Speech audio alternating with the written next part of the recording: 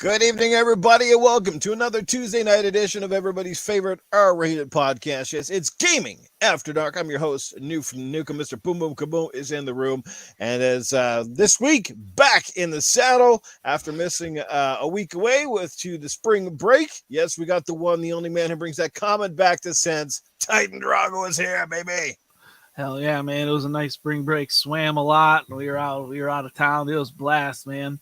And yeah, we're not doing so bad. We're only like 5-6 minutes late when RDX was like 15 minutes late, and you were on our host of the show was on that show. So I think we're doing pretty good. They actually wrapped it up a bit early tonight. They were down a lot of crew tonight. So they do that. He does that quite often. Now. Shout out to Dealer, Funds, Colt Eastwood came in, made them periods. Soccer, obviously, D-Batch was and Tim Dog were missing tonight. But shout out to the RDX crew, man. Always a good time over there.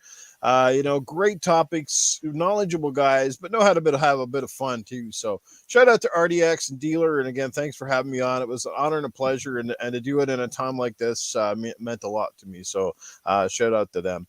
Let's catch up with our two amazing guests making his return. I think our first ever leprechaun, though, on the show, or at least he might have shrunk since the last time we saw him. It's the Wize old gamer. Well, my thick ass has to lay off fat. My wife has to lay off lean. So I ignored her flabby tits, but I licked her a-hole clean. Oh, no. And he starts the show off in awesome fashion. And a side effect is he shrunk. It's okay. It happens after you don't masturbate after a long while. So I thought it was just cold over there. Oh shit. All right, guys, you know you're in for a good show when an intro comes on like that.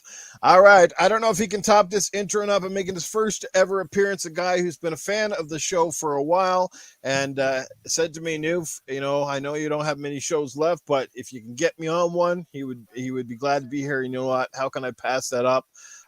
So welcome, DrawnTJ. Appreciate it, Noof. It's nice to be here. Let's have some fun and let's have some good topics. Oh yes, baby. That's right. Sometimes you don't even need good topics on GAD. You just got to show up. We'll handle the rest. And if you don't have great topics, you know what? One thing we always have that are great, the amazing chat. As always, they are dynamite and coming in hot as usual. Let's give them a big shout out here. Starting with my good friend, amazing person, Assassin Lupa in the house. Newfie killing it. She said, I'm assuming she's talking about me coming off a RDX. Doggy Dog 420 is here as well. He's usually always here. Casket Repair. How are you? Good to see you tonight. We got Toolman 55 in the house. Spider-Man 356 swinging his way back in as usual. We have also got Lost Forever Place. He's hanging out with us. Good to see you. Papa Woody is here. It's going to be a show. All right. One of the best names in the chat for sure. Fun Speculation. Good brother Mav. What's happening, brother? Good to see you here. Dreadpool is here. Hey, Titan Drago. You know who's here. Oh, is it the legend himself, Joe Dunmore? Joe Dunmore is here, baby. Yes, here he is indeed. My good friend, my best friend, Ryan Galloway. What's happening, Ryan? Good to see you, my friend. Crazy Greek dude, another awesome guy in the chat. What's happening? Doggy Dog coming in with the first super chat of the night, $1.99. Who would like to do the honors? Go ahead, Wise Old Gamer. okay, it's GAD time. Woo! I stole that from Brap. We got Massol. Goes yo. What's going on, Massol? Tony Grasso here. Yes. Axel 1324. I knew I smelled trouble. What's going on, Axel? Ashtray Gaming is here. What's going on? I think we just about caught up with everybody. I think, yeah, baby, we are good. Oh, Dirk Griggity in the house. What's going on, Dirk? Good to see you here, my brother. Ooh. All right. Yes. Now we got the big wigs up in here. Let's go. All right. So, I don't know, now that the introductions and the pleasantries are out of the way, let's get down to business. First of all, I guess a small topic. This shouldn't take us too long to pound through, but Max Payne's coming back in the way of a remake, courtesy of Remedy Games. I'm not sure how they managed to pull that one out of the hat, unless they have some sort of Because obviously Max Payne is now owned by Rockstar, at least the IP. So I don't know if they still had contractual things because they made the other two games, and it might be the IP itself, or perhaps games moving forward belong to Rockstar, or maybe they paid them some money. But either which way, it's good to see that there's some remakes coming out. When was the last time you guys played the Max Paynes? Did anybody here play them? Did you love them? What was your memories of them? And are you excited that they're going to remake them with new age graphics and engines? Bullet time is back. Anybody want to jump in on this one? Well, I hope it's a sequel, not a remake or a remaster. No, they're remakes of the original two. Then that brings my hype level down for it. But yeah, Max Payne, man, it was awesome when it first came out. That was the first game I ever remember being going slow motion and doing something spectacular, shooting guys and whatnot. I could still remember this day, doing the back step and then slowing down and shooting whatever. That was so, I don't know why, but that was so cool. Maybe because it just hadn't been done before like that. But my wife actually used that game as an example. She says, "See how slow this man is going? That's how slow you're supposed to go." So yeah, that's my experience with it. I gotta ask you, Wise Old Gamer? So when you're getting ready to do the famous cum shot with the old lady, did you have to do it in bullet time? Well, when it comes out as powdered milk, you don't have to do much.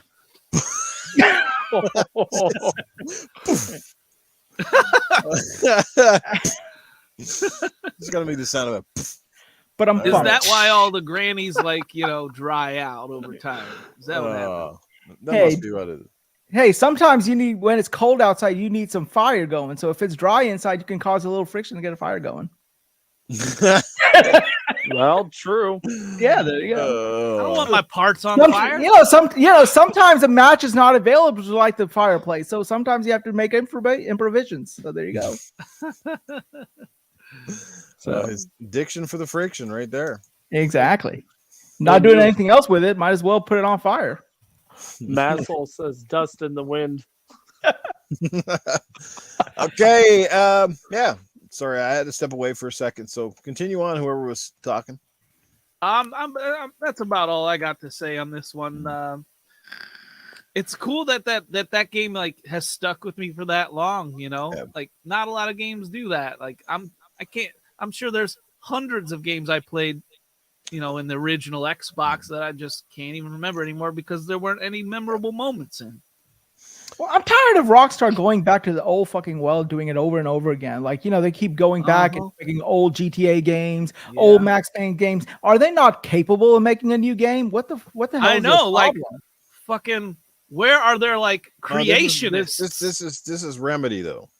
Oh, it's Remedy. I thought it was Rockstar. No, Rockstar owns the IP. They bought it because Rockstar made Max Payne 3. So, so it's Remedy going back to make them. So I don't know what the whole point is behind it, but obviously they just want to go back and make two great games with modern day engines. Probably obviously the new engine that they use for Control and Quantum Break, most likely. Well, it's a sickness going around the development companies or whatever, all this whole remake. Everyone sees all this, hey, it's easy to remaster a game. Let's do that as many times as we can. I've been burnt out. I've been burnt out on remakes for a year now, and Xbox doesn't even have most of them. It's mostly PlayStation remakes, and I'm already, I'm just burnt out on them. I want new. That's why I'm loving, that's why I'm loving the new fucking Elder Scrolls in Space or whatever the fuck. You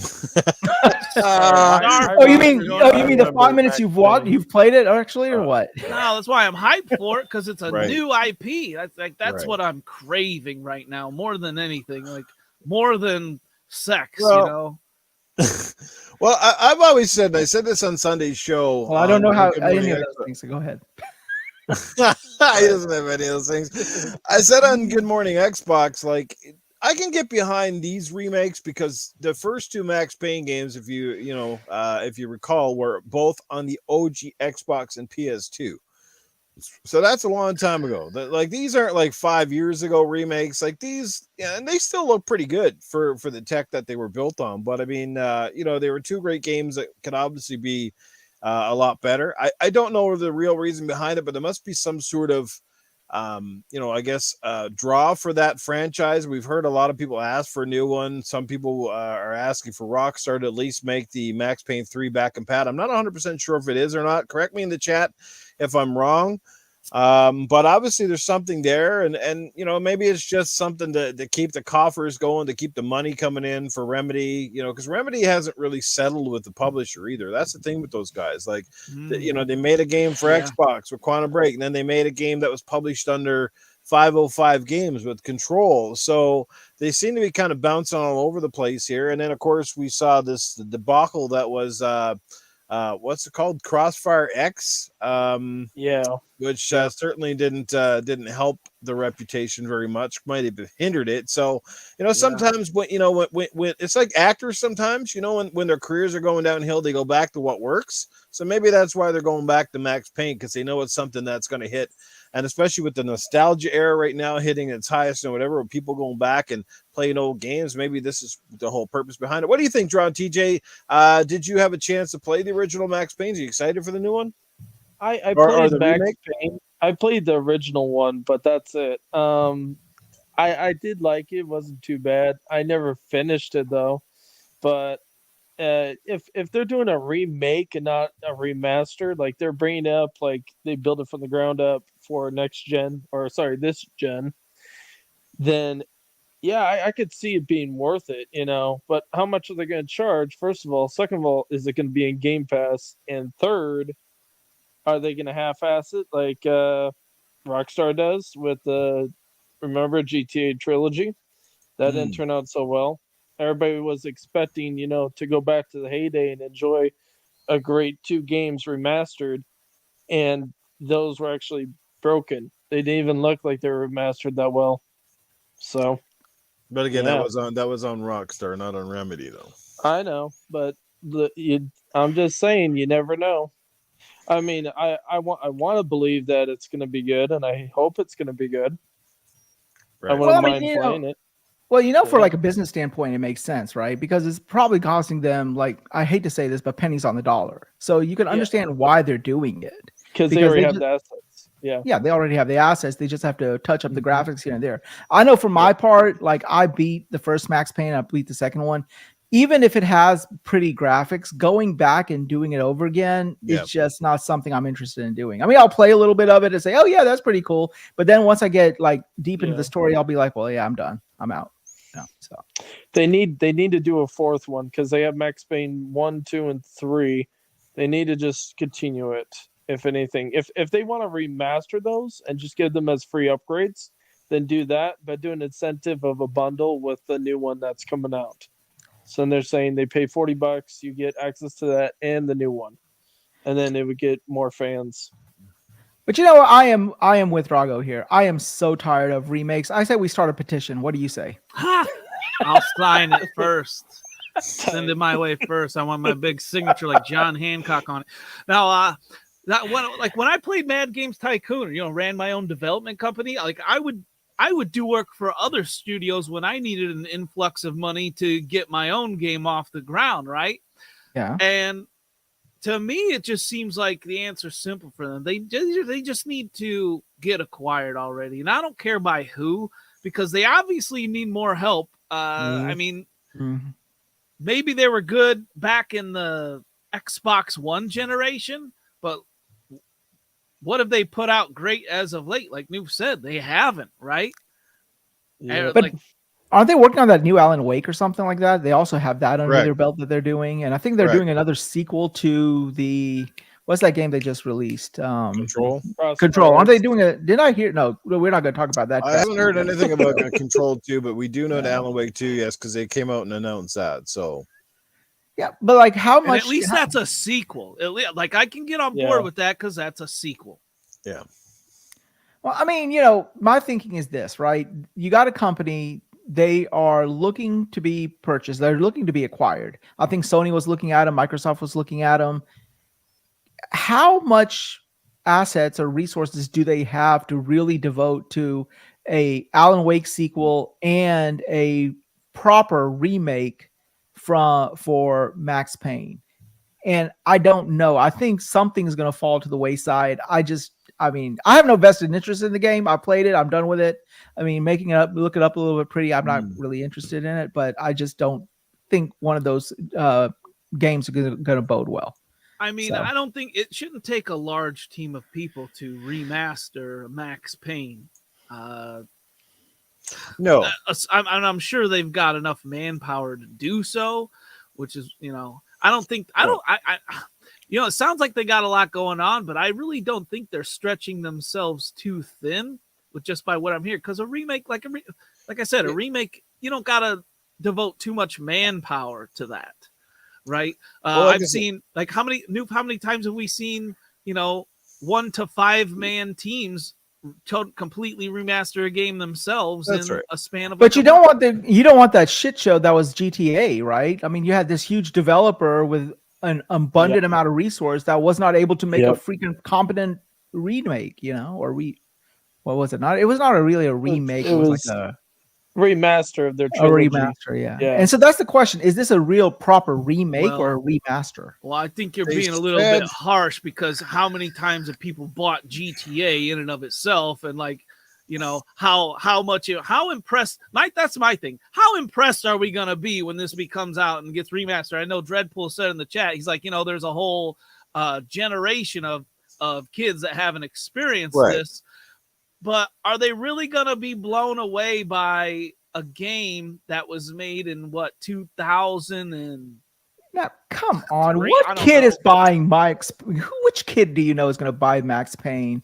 They're going to say, "Hey, is that a Fortnite skin?" And if it's not, they're out.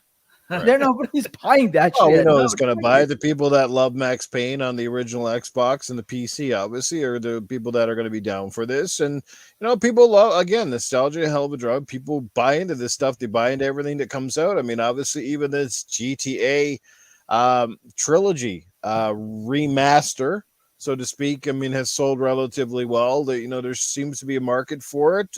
We might be done with it. I know I personally purchased it. But I picked it up for the Switch because. But there's GTA and then there's Max Payne. Come on, GTA. My kids wanted the trilogy. They didn't know what the hell it was. They thought it was an online game as well, and they bought it. But you're going to tell them Max Payne, they're going to be like, "What the hell is a Max Payne?" You get 2 games. I would imagine they'll sell them as a combo, Max Payne 1 and 2, by Remedy Games, who's publishing. I don't know, and it'll probably come in at a decent price. And again, they make some more money. Like I said, it's what maximum money for minimum effort. Because like I said, you probably get 7 or 8 or 10 guys probably from the studio that can dedicate to just basically returning around the assets. And like I said, remasters, yes, the resolution bump and frames. But if this is a remake, so they're basically retooling the graphics from the ground up based on current hardware, that's a different story. That's going to take a little bit longer, but. There are 2 great games that obviously generate a lot of generations miss, because back in those days too, we didn't have online and we didn't have all of this stuff. Well, online was fairly new on the original Xbox, and I think there's like I said, because they're that old, they could potentially find a new market, not to mention the older crowds like us that would go back and like to play them again, but a new audience as well, because people that might have played Quantum Break now or Control, they go, "Oh, well, this is from Remedy and it's Max Payne and it looks cool and it's got this." Obviously back then the bullet time was a big thing. Heck, the bullet time was so popular in the game that they started using it in the movies, hence the Matrix, which the Matrix actually even alluded to the game, how it kind of inspired the effects for the movie. So I'm semi excited for it, but anytime you see remaster or remake, there's only so much excitement you can put into a story you've already played. Yeah, I mean, I don't know. I'm not holding much hope. I'm fine with studios doing a remake of a game, as long as, like you said, they're going to actually put the effort in and actually do it. And they're doing it for a reason, not just because they want, to get a quick cash grab, but they do it because they want to gauge if people want a sequel or not. Because some studios, like Wise Old Gamer said, some people don't want to play something that's old and just has, retooled graphics. But at the same time, if it's a studio that's been, taking steps backward and not going forward, they might want to remake a game that made them successful in the first place, and then see if if that sells good enough, they can make a sequel to it that people would actually really, really want. Mm. But do you think it's going to even do numbers to the point where they would warrant a sequel? Well, it's like right now as it looks, just based on the graphics and how dated it is, it looks like an older version of GTA without the online and without the big world. That's basically what it looks like. So I mean, if they throw it in Game Pass or if it's cheap enough, then yes. And if they have it in good graphics and they actually retool the graphics like Noob said, then yeah, it can do the numbers. But if they do it half-ass or they charge too much or they don't put it in Game Pass or do something to entice the players, they're not going to get enough numbers. No. Mm. Yeah. Microsoft has a good relationship with them. Like whatchamacallit went right into Game Pass, the most recent shooter, Crossfire X. So I say release it for a week, and then after that put in the Game Pass. Within that week, gauge the numbers, see if it sells. If it doesn't sell, put it in Game Pass immediately. People will try it for free. They will automatically make money if they put this into Game Pass. Automatically. Oh, hell yeah. The little team, the man hours it's going to take to create this. Oh yeah. They're definitely going to make out at the end of the day, which should go towards their other projects and whatnot. And that's I guess that's what the whole point of this is. It's not about relighting the world on fire. I think it's a means to an end, essentially. Right. Well, that might be a good. That might be an interesting thing, with this whole PlayStation service coming out. Maybe this is a cash grab. Simply put, this is something they can invest very minimal man hours, and maybe they can put it on Sony's and Microsoft's platforms and just bank out basically. Mm-hmm. And see, yeah. Who do you think would acquire them or would try to acquire them if someone wanted to? Well, the logical thing would have been Xbox back in the day, but there was definitely something that they still went wrong with Quantum Break. Quantum Break sort of came out right in the middle when everything was kind of going to crap. You had that whole Scalebound fiasco, and then Quantum Break was going on, and it seemed like Microsoft was ponying up a lot of money for these studios, and the deadlines keep getting missed. And don't forget, this was sort of the old version of Microsoft that they really believe more in set dates and getting stuff out, as opposed to the current Microsoft, which obviously has a lot more studios and a bigger portfolio, and they seem to be kind of going, well, take your time with it, we'll get stuff out when it's ready. But Quantum Break was hit by numerous delays. There was a lot of development stuff that was going on. You could feel it in the air. There was something not right between Remedy and Microsoft, and I think if everything was rosy and cheery, I think, because like you said, they've kind of been on the table, and they would have been one of the ones you would think they would have bought. But perhaps it's just there's not enough faith in these guys to get games out on time. People go, well, Control came out pretty quickly after Quantum Break. Yeah, but that's because Control used almost every asset from Quantum Break. They basically reskinned Quantum Break and made a new game out of it. They even borrowed the same actress, for crying out loud. Mm-hmm. The girl that was in Quantum Break became the main lead role in Control. So, that's the reason a lot of games, the ones that have these quick turnaround cycles now, the reason they're able to make them faster is because, again, they do the same thing. Is they basically have that same engine. They use a lot of the same assets. They use a lot of the same motion capture techniques and stuff like that, because that all takes less time. So I don't know, there's something not right there, but I honestly, I think if anybody's going to go get them, I think Sony just might know. That was a really good point that you brought up. Joe Dunmore also, he said Resident Evil 2 remake was good. And I always look at that Resident Evil 2 remake as the gold standard of remakes. Like every remake from now on should be compared to that. Did it do it as good as Resident Evil 2 remake? Was it close? It should be close. Otherwise, I think, hey, if you're developing this game and you don't think it's going to be close to the quality of the Resident Evil 2 remake, I think you need to drop what you're doing and put your efforts into something else worthwhile. I personally think the biggest problem with Remedy right now is they're like a one-trick pony. All of their games roughly looks the same. I mean, if you look at Alan Wake, you look at Quantum Break, you look at I keep forgetting this damn game. What's that game? I keep playing it. The Lady with the Gun. Oh, freak! I'm having a brain Well, fart. it kind of makes you. It kind of Lady makes with the Gun. you real quick. It kind of makes you respect Call Control? of Duty on how. Control. smooth- It looks the same. It's all the same crap. You know. I mean, I want something different from this studio. Yeah. It's a lady with a gun, a guy with a flashlight, a guy with a gun. They're like, okay, fine, yay, yay, yay.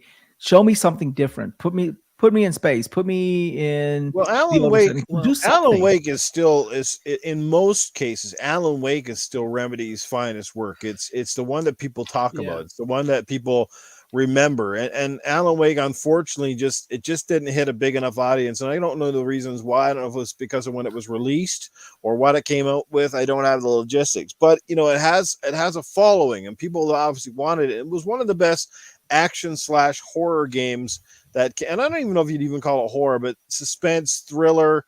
It was the storytelling was good, the motion capture is good, the graphics good. They still hold up today, of course. And well, they just remastered that too. Don't forget, but that was a remaster, not a remake. So it doesn't look a whole lot more better than the 360 version. But that came out, and I don't know even how that did. I'd like to have the numbers on that because I didn't see many of my friends playing the Alan Wake remaster, to be honest with you. So, Right. So obviously they got to gauge it, based on previous successes. But obviously Max Payne goes back a lot farther than Alan Wake, and Max Payne's got, like I said, you know what I mean? They even made a movie about Max Payne, and there's that following of it. And again, there's a big difference when you say remake than remaster. Yep. Yeah. Right. Huge So are we sure it's a remake and not a remaster? They said remake. Okay. Yeah, the remake in the first two games. So fundamentally should be just about the same, obviously built on the game engine. I would imagine are using for control. So yeah. Yep. I don't know. I mean, it's not that much to get excited. It's like I said, it's a small topic that obviously we've been a half an hour talking about, but I hope it comes out and it does well. And I do think Remedy is a good enough studio that they'd be a bonus or an asset for anybody that picks them up. But again, it's all about making good games in a timely fashion. And if they can't, if you're going to take somebody's money and you can't live up to promises, that's not going to work either. And for those of you who didn't know, and I surprised a lot of people on the weekend on Good Morning Xbox when I told people that the original Max Payne, if you look at the character and the facial graphics, he was modeled after the lead designer at Remedy, and that is Sam Lake. That is actually Sam Lake who plays the original Max Payne in the game. Huh, I did not know that. Cool. Oh, wow. People did not know that on the weekend either, surprisingly enough. I didn't know that. Yep. It's Sam Lake who plays him. The second game, they remodeled the face quite a bit. I don't know who it was, but the first game, it was Sam Lake. So it was pretty cool. And that's like It Takes Two. I don't know if you guys, not It Takes Two, but the game, I was saying this one on the weekend as well. The game before that, A Way Out. Leo. Game. Yeah, Leo is actually, that's motion captured, and the facial is done from Joseph Fares. Are they going to create another Way Out, Noof? It's a possibility. I would love it if they did. That was a great game. I would give that 10. Well, based on the success of It Takes Two, I bet you're going to get a sequel of It Takes Two before you get a Way Out sequel. Yes. Oh, sure. Hey, leave it to EA. They're going to go where the money is, right? Exactly. Yeah. Exactly. Yep. They'll turn that into crap too. Joseph Fares. We got to make sure there's microtransactions in the next game. Okay. How can we fuck this one up? Yes. How can we fuck it up? Because everything EA touches, my God, it's just like a turd on a string. They kill everything. They kill all the franchises. Yeah. Have you noticed like EA hasn't really made like an actual new successful IP in decades? Nope. I mean, It Takes Two kind of, but I mean, like that's an indie title too. That's Fallen Order. Oh yeah, I forgot about that one. And of course, that had to be Respawn. Right? Yeah, I almost don't even count that as EA because they acquired Respawn and Respawn. Yeah, true. I think they pretty much. There wasn't the story like they went to him like the guy who was running Respawn said, "Look, if I'm making this game, you're totally hands off. You let me do what the hell I want to do." Well, yeah, Vince Zampella said, "Fuck your engine and shove it." So. Right. He said, "I'm going to be using Unreal 4 on this shit." Fuck exactly. Well, the thing was for them is the big thing that gave really Zampella the leverage for the EA right now is not even Titanfall. It was Apex. Apex has become such a huge hit for them now that like basically he's got the pick of the litter. He can kind of do what he wants. So like I said, I think right now the green light is there for Titanfall if he wants to make it. I think EA would be stupid to turn him down, but it was Apex that really put him on the map. Because I mean, also what Titanfall 2 was an incredible game. Everybody knows that, but it actually, sales wise, it didn't come out and dominate the charts. It almost got forgotten about as quick as it came out. So, well, yeah, that was because it was launched at such a shitty time frame. Terrible time with very little marketing. It was launched between Call of Duty and Battlefield. It was cannibalized. Exactly. Yeah, and it was a good game. That's still going strong is pretty amazing because I remember when that game first came out. I remember quoting and saying that they kind of put themselves in a corner with the abilities and stuff, and they've done quite well since then because they're making it harder on themselves when they make these characters with these special abilities and they have to react off of each other and whatnot, and the balancing of that could be just a nightmarish debacle. But yeah, you got to give credit. I did not think that game was going to last this long simply because of that fact, because they put themselves in a corner with all these abilities, but they've done an excellent job. They obviously had a roadmap already ready to go. Vince Zampella, that's one of the best leaders in the gaming industry. He's up there with Phil Spencer and maybe a couple other names like you could name off. That guy can run a company and get the best out of everyone, and that's what you want. That's just it. There's always those people in the industry that are the best and the brightest, and the problem is it's like anything. The corporate side of things always think they know what's best for a game, and sometimes they stop even listening to those people, and that's what happens. And those people walk away from it and they go, "Oh my God." Because I mean, obviously, you saw the sort of downturn with Call of Duty after, an Infinity Ward after Zampella and the other guy kind of walked away from it. There was no question there was a big change in the guard. So, it's really funny the industry that we're in because you got like polar ends of the spectrum. You've got companies that are totally hands-on and they got developers who are massively talented, but they put their fingers all in and ruin the crap out of it. And then you've got other publishers who are totally hands-off when they need to be more hands-on and nothing gets done. And there's not like any balance in between. That's like the weirdest thing, and I don't understand that. So. It's weird. Whatever EA puts its fingers into, it gets ruined, and whatever wise old gamer sticks his junk in gets ruined. I have not stuck my junk into anything besides the peanut butter, and it that was because I wanted the dog to play with me. He stuck it in the smooth peanut butter. A week later, it was nutty. No, but I do agree with Ryan though, because if I was Vince Zampella, I would convince the board to get whoever keeps on screwing up the franchises over in EA. Vince Zampella needs to take that person's job and just be in charge of EA. He got a promotion recently, didn't he? Yeah. I don't remember what he got promoted to, but I know he got promoted. They killed Battlefield. They killed Dead Space. They killed Command & Conquer. They're killing Need for Speed. That's 4 I named off right there. 4 franchises. The fundamental thing about gaming, the fundamental thing is make a great game first and the money will come. Yeah. But that's it. Make a great game first and don't worry about how you're going to make the money, because if it's great, the money will come. But if you're going to start out, like I said, if a game starts out in the boardroom before it starts out in the design room, because, they're worried about, okay, so how are we going to make this game live for 5 years? How are we going to keep microtransactions going? How are we going to plan to deal? That shit should come after the game is built and it's out in the wild. And then you worry about that stuff, not be already basically planning how you're going to gouge your fan base right off in the get-go. So how much are we going to ask for? And you can tell they do it from the start, because why do we have 5 and 6 and 7 different versions of games sometimes when they come up, which this one's got this added to it, and this one's got this content added to it, and this one's behind a paywall.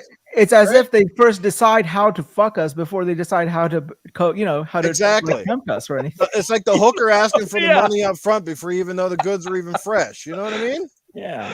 Oh my god. You're gonna pay me before you stick that thing in. You know what I mean? Exactly. Pretty much that. Yeah. Your credit card was declined. Hey, hey, Noob, did you read what Wise Old Gamer wrote in the chat? I did not. Maybe If I want something soft to screw, I'd screw the cat like usual. Oh my god. Well, that's what you call getting pussy, that's for sure. Can't get the other one, so might as well go with the original. Dear Lord.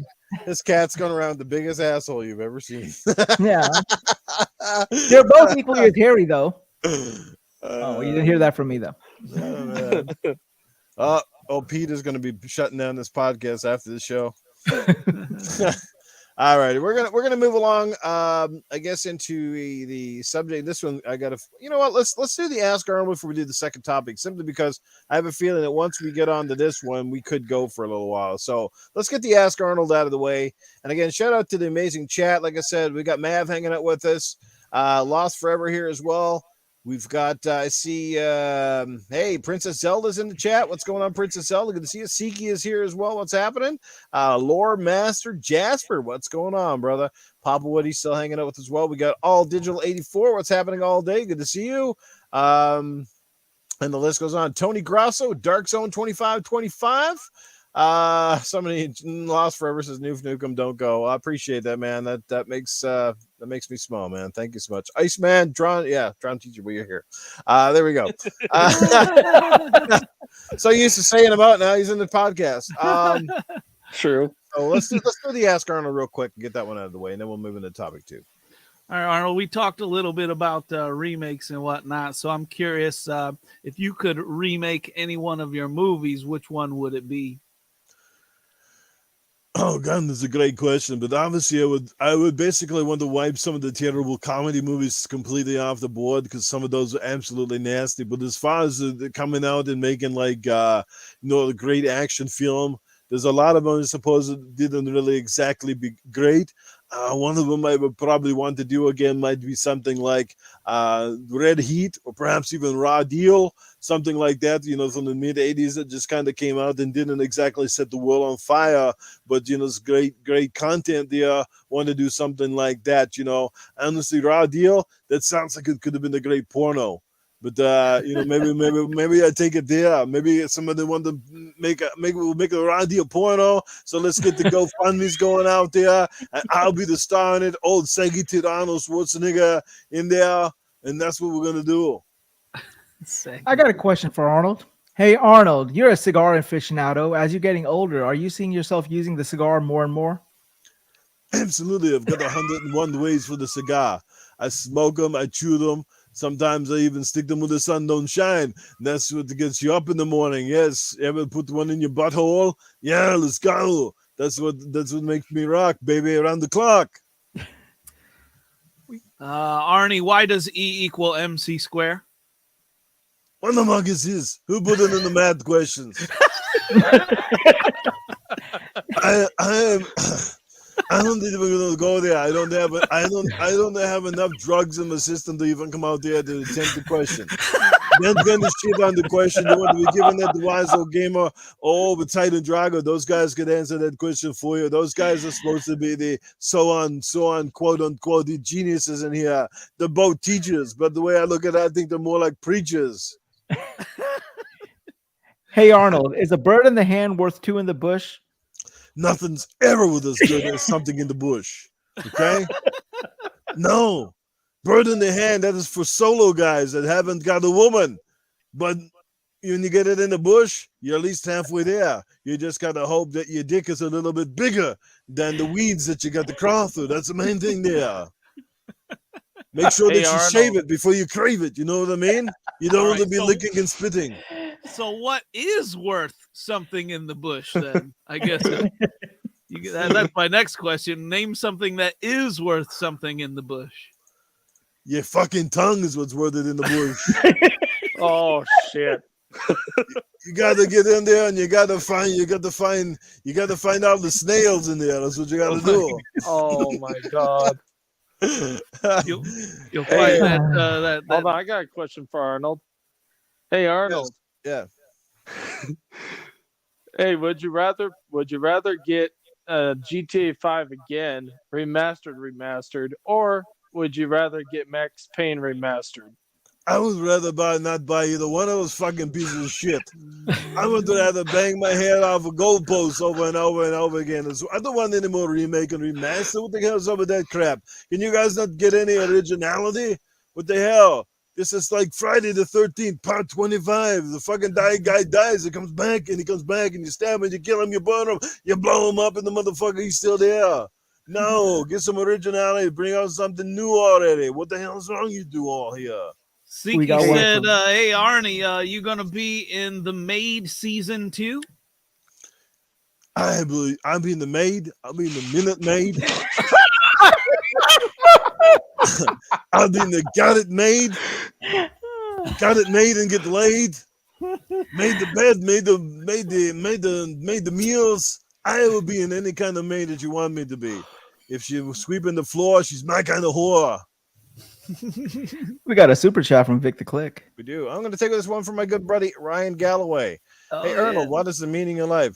Then, honest to God, Ryan Galloway, you said that all night that this is the question you're going to ask me, probably the most sophisticated question on the face of the planet. What is the meaning of life? I don't know.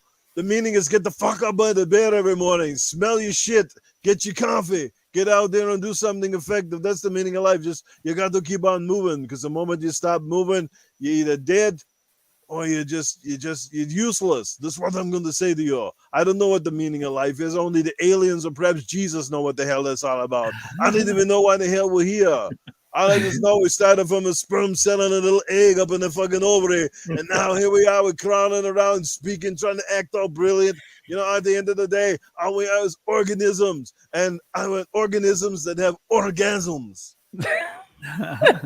All right, Victor Click, he's got one coming in here. $5 super chat. Here, let's bring it up on the screen. Hey, Arnie, talking about remakes and porn, what movie would you remake as a porn?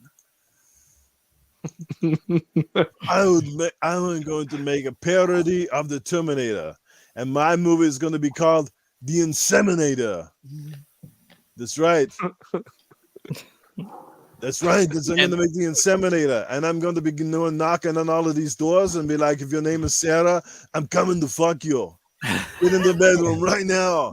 I don't care if she's fat, if she's ugly. If her name is Sarah, she's going to get it.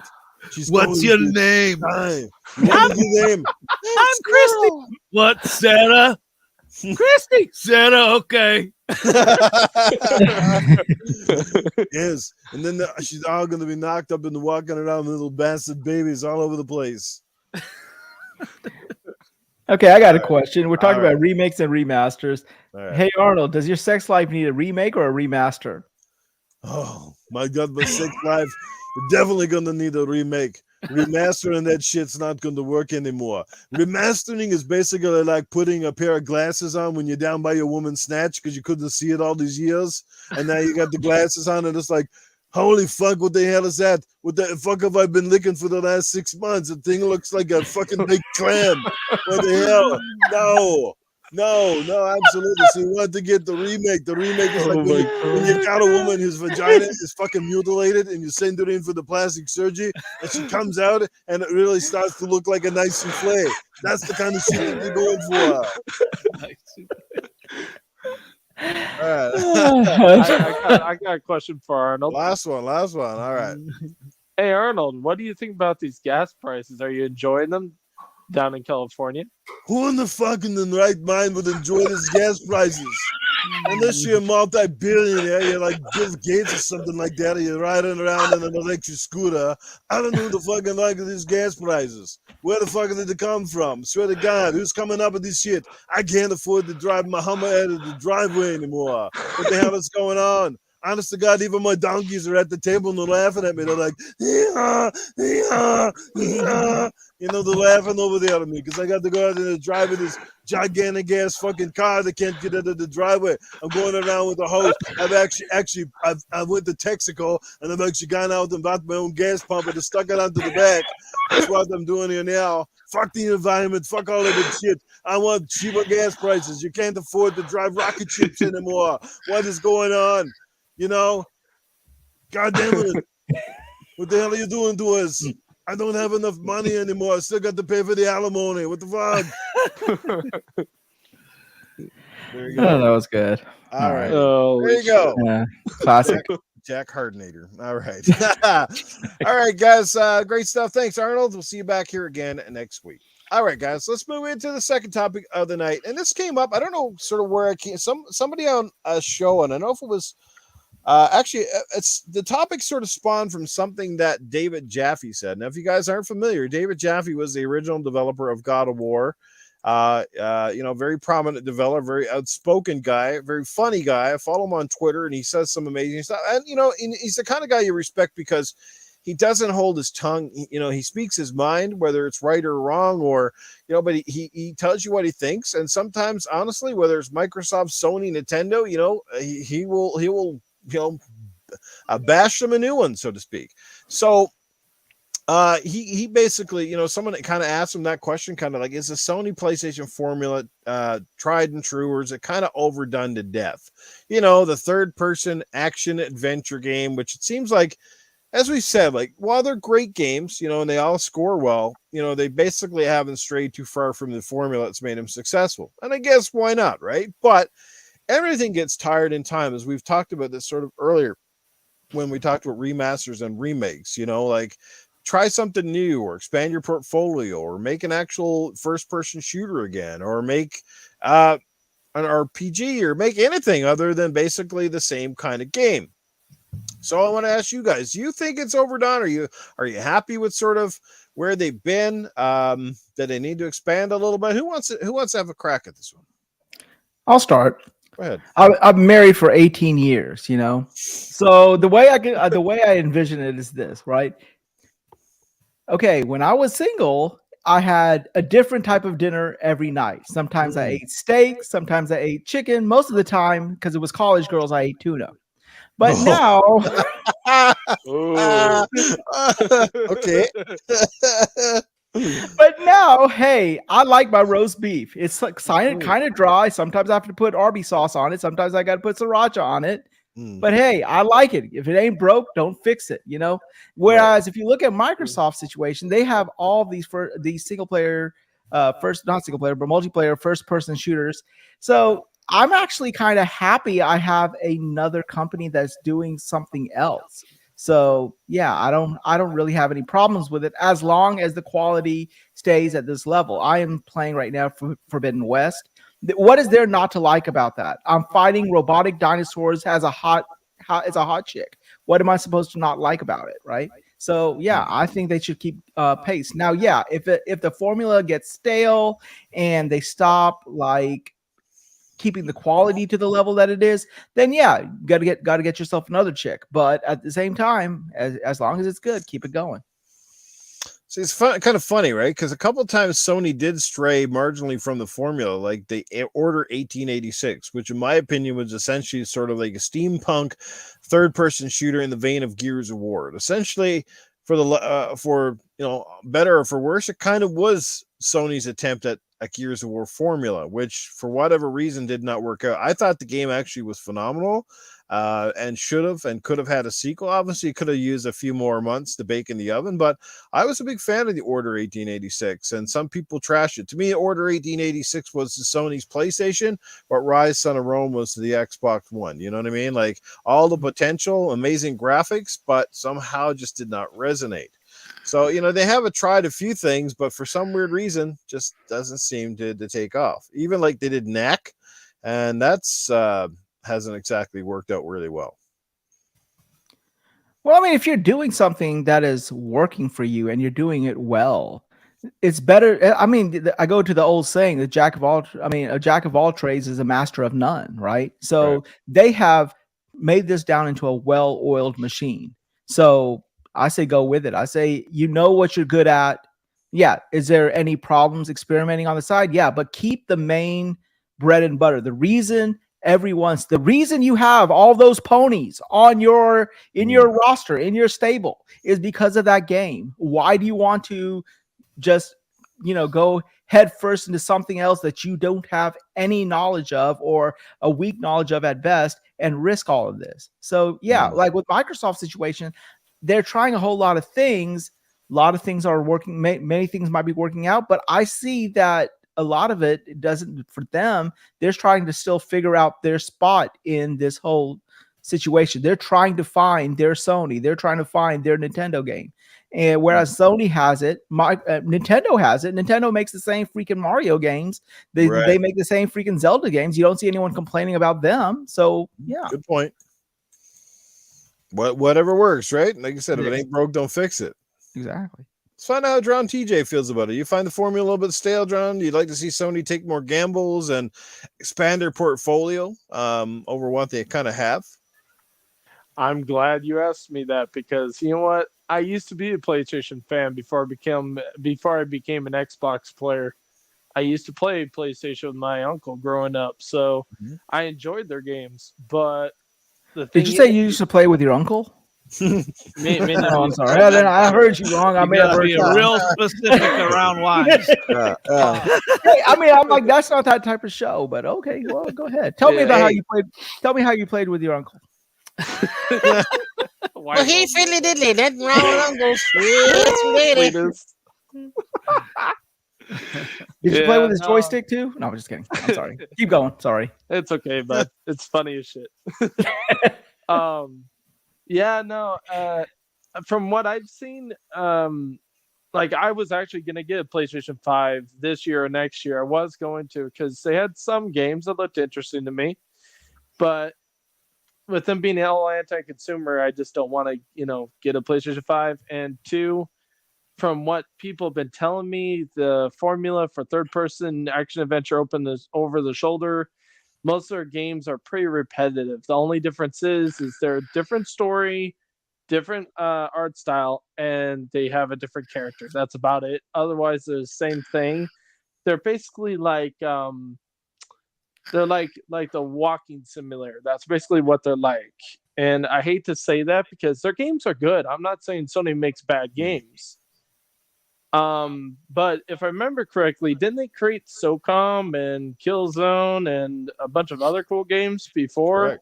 Correct. That's great points. They made them before. Yeah. Like we did, Exactly. Insomniac with Resistance and Guerrilla with Killzone. Yep. And then, Yep. like that's just it. Because now, Guerrilla made the Killzone games, right? Yep. And they did three, and that's pretty much all they did was Killzone, right? Now all of a sudden they made a hit. The last Killzone game didn't do extremely well, so then they changed the formula, which is great. They changed the formula. They made Horizon Forbidden West. But now, is this the only game that Guerrilla's going to make now for the next 20 years? Is Horizon games? Do they have anything else in the pipe? Personally, I would love to see them do kind of like what Microsoft's doing in terms of having their teams. If they have a big enough team, like 400 people, split into two teams and create, two of your favorite franchises that are going good. So another Killzone and keep, Horizon going. Might as well, because it's obviously on a really, really successful high where it just keeps on selling like crazy. So I would do both. Plus, also, they should branch out because you know what? I mean, look at Microsoft. Microsoft didn't have any third-person action adventure over-the-shoulder single-player games. Now look, Hellblade. What's the other one they're creating? Hellblade. You asshole. So there's Hellblade. There's Fable. They're bringing back Fable, which is nice. I'm surprised they're doing that. Indiana Jones. Avowed most likely is going to be another like Skyrim thing, I think. Indiana Jones. Yep. And then what about the one from Avalanche? No, that's co-op. Never mind. But that is third person still, so that's different. All I'm saying is Sony should branch out and do other games. I mean, you can't do third person games forever because that gets stale. Especially if you want to compete against Microsoft's Game Pass, you're gonna have to start doing out of the box creativity.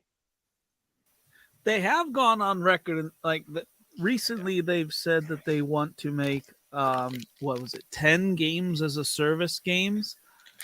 So we got to kind of I couldn't imagine all of those being third person over the shoulder. I would in fact imagine the opposite, as most of them not being third person over the shoulder. But I guess that's time will tell on that.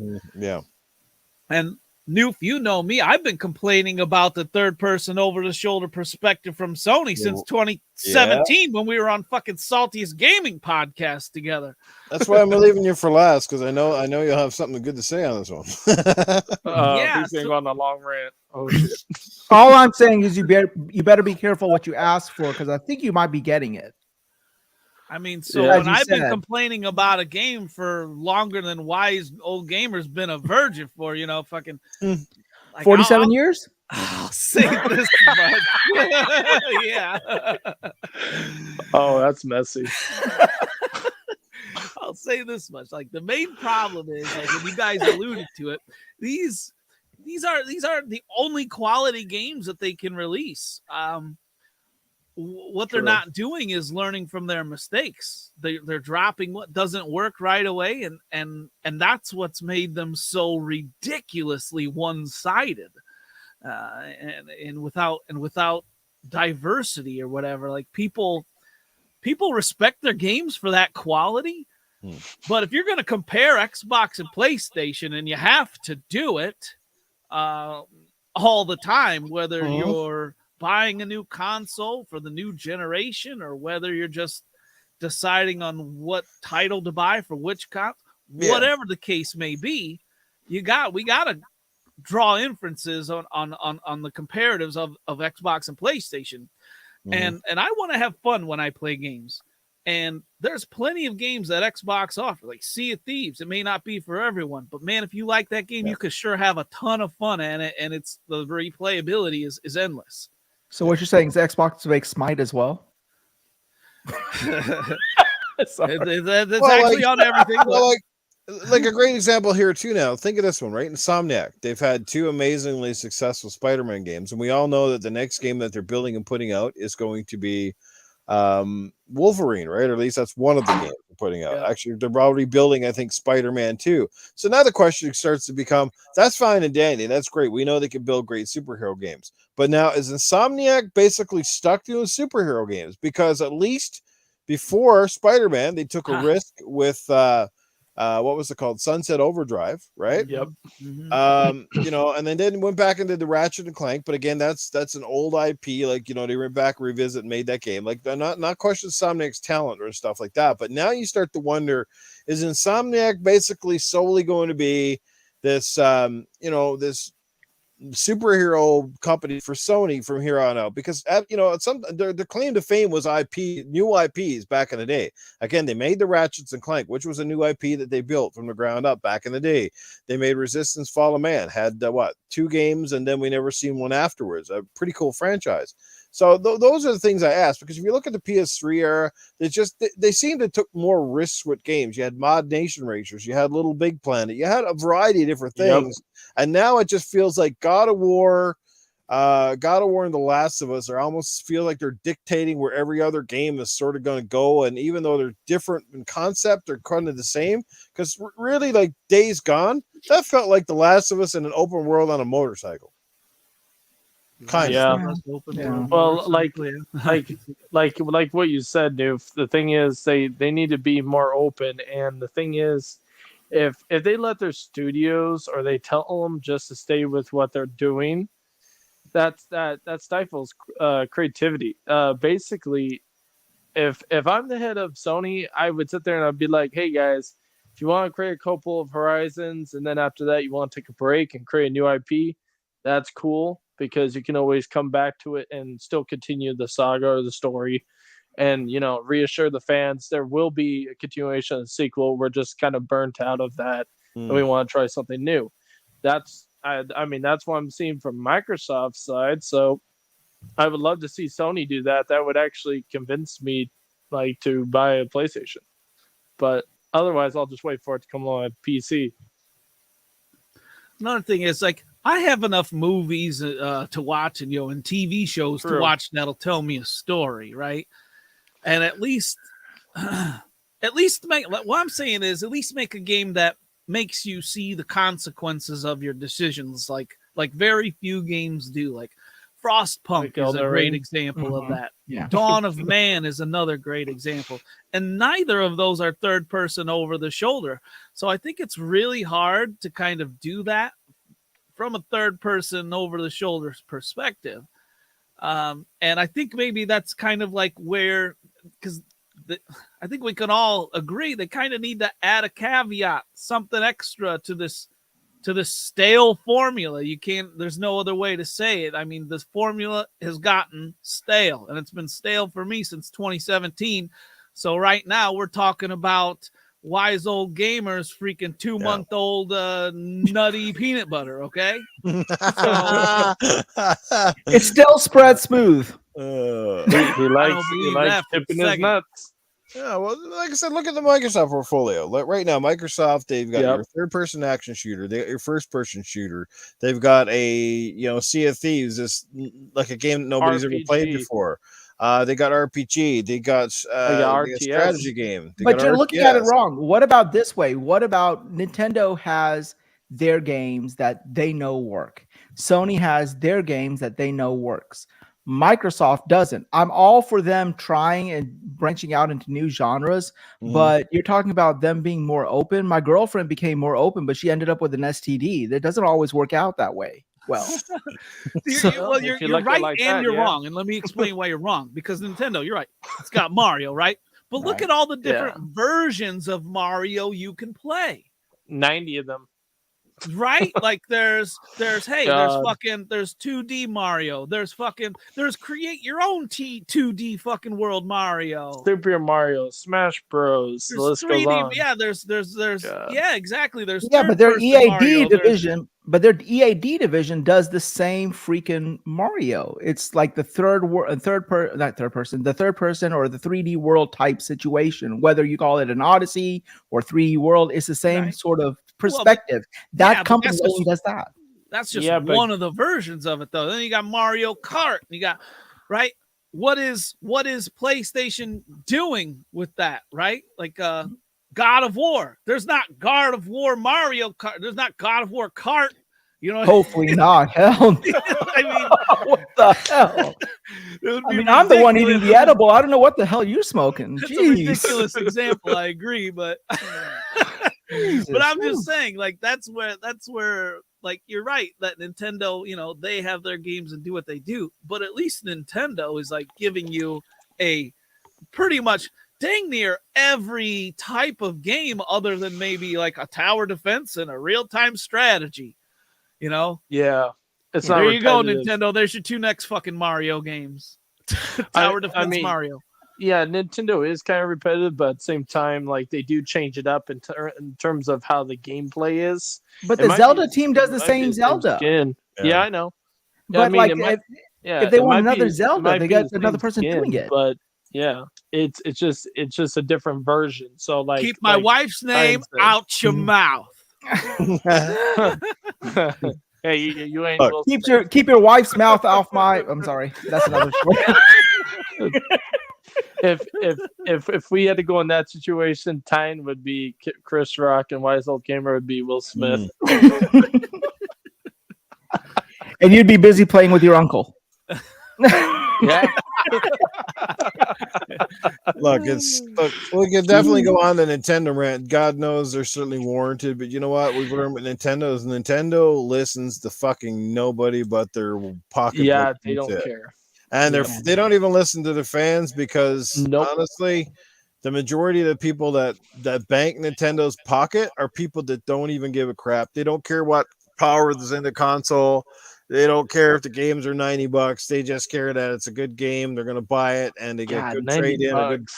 Tell those animals to build a console up to at least 2015 specs. I've never owned a Nintendo Wii or Switch or any of those because I don't see the point in those damn games. I really don't, and I don't understand the graphics with today's technology.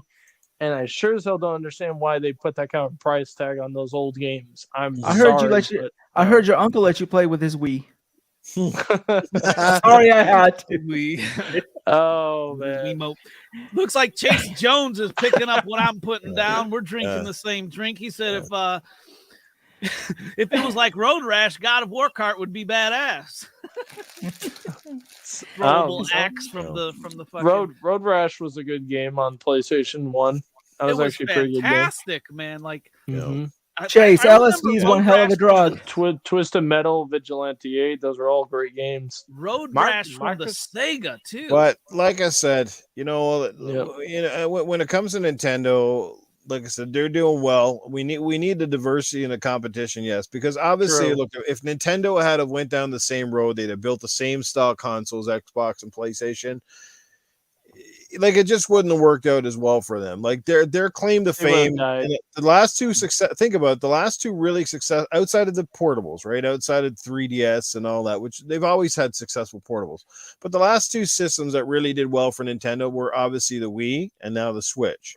And what was big about them is they did something different. They dared to be a little bit different, and they captured a new audience, and for a lot of people became a secondary console, or became a console that their mother and their grandmother could play with them, and those sorts of things. And the Switch has largely gathered a following because it's a hybrid console, and it basically killed two birds for one stone with them, because it became the home console and it became the portable console. See, they didn't even have to make a portable console to go alongside, because it is the portable. It's the portable and it's the home.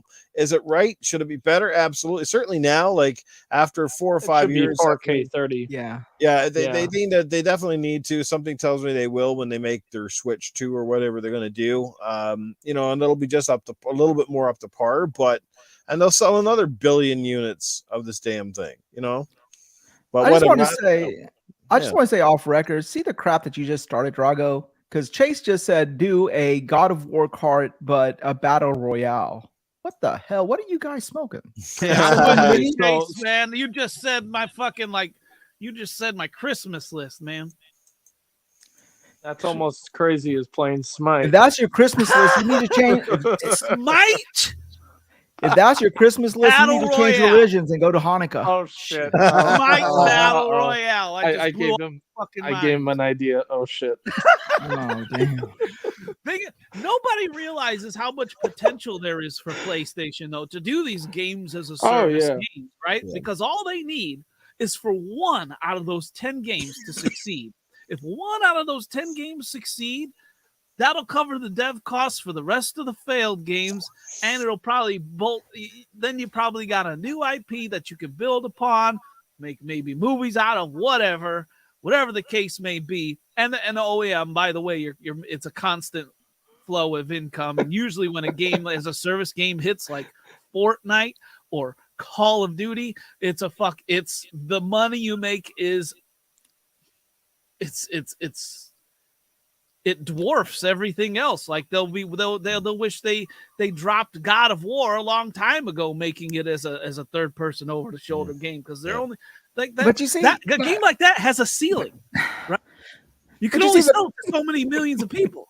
But see, the problem with PlayStation in general is when they hit something, they milk it and milk it and milk it until they can't milk it anymore. What I'm afraid of is yeah, exactly. So a games as a service games kind of fits their agenda naturally.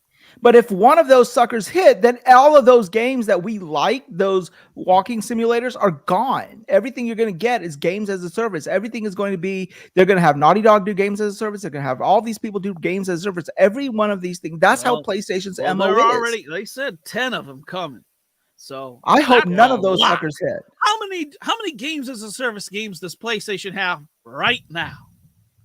None. Can we name none? Can we name any? None. Well, they had Call of Duty as a revenue until Microsoft owns it. Yeah, but that's not theirs. They essentially want their own Call of Duty, right? Yeah, pretty much. Something along that, and it's not going to be a first person. They're probably going to make a SOCOM, make it online where it sells microtransactions. That's what they'll probably do.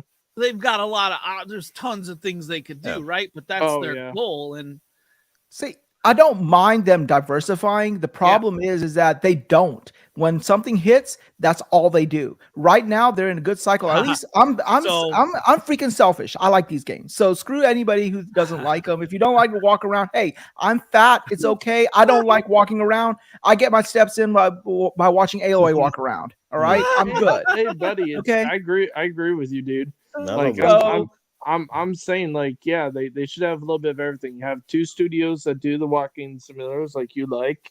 Have 2 that do the online subscription model version, which are, a service, and then have 2 that are just completely, oddballs that try new shit. But the thing is, you don't do it all the same. Don't milk it like GTA. Please. But they will. That's That's the milking thing right that there. scares the shit out of me, though. I know. The tits on that cow are definitely on the floor. Big effort. Are sagging more than my wife's. No, give me a digital pedometer, man. Freaking, Holy how many shit. miles did you walk digitally today as Thor or Odin or whatever? Yeah. One foot. 1 foot. Those are Spike characters, yes. Or Aloy, if you want to fucking go wise old gamers ass route. Hey, look, yeah. I am He happy likes- for anything that can get a rise out of me besides Viagra. He likes that ass. Yeah. It's the only ass I see on a day-to-day basis. Noof liked the walking simulator, the king of the walking simulators. Fucking Days Gone. yeah, Death Stranding. Yes, Randy. Yeah. Yeah, I actually enjoyed that. I don't know. There was something really, really weird about that game, but I actually was enjoying it. Yeah. I never did finish it, but I was actually enjoying it. He just I likes gotta throwing his feces like bombs. I gotta ask you, Noof, because I never played that game because I don't own a PlayStation, but like any of the newer PlayStations, I saw the picture of the baby on the guy that plays Daryl from The Walking Dead on his back. I'm like, what the hell is this game? Yeah. Well, there's no was question like, about it. holy It's shit. bizarre, as as Wise Old Did the Gamer alluded creator to. have shrooms? You make Jesus. grenades out of your piss and your shit. First of all, Yeah. Oh my god.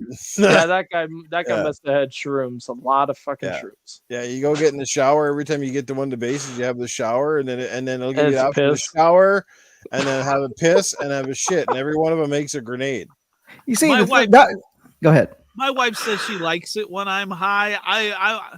I don't know what the fuck I would have to be on to think of some shit like that, man. That's Shit out and I'm fucking turn it into a grenade. A shit Well, grenade, if you will. Public service announcement. If you make your shit into a grenade on a video game, everyone is amazed. But if you do it in real life, they don't really like it anymore.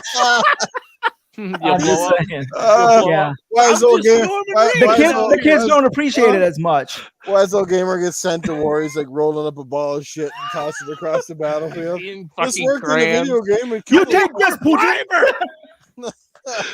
He's eating fucking crayons and saying, "Oh, they're good." Oh my god. Who took the fiber rations? Yeah. Hey, Bomb we shelter need ain't more gonna shave you ammo. from that shit. Start pissing in that bucket. Come on. Oh man, crazy stuff. It is what all I can say just to cap it off is I'm glad they're making great games. I would like to see a little more diversity at the portfolio.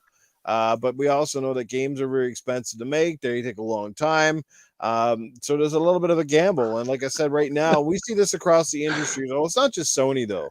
Like you see how a lot of companies are kind of sticking with the formula that works for them. If it becomes successful, they don't stray too far from that because, it's a huge gamble. Like and it was a gamble when God of War, for example, when it changed sort of the formula that made God of War great for the first 3 games. And then they went out and changed it.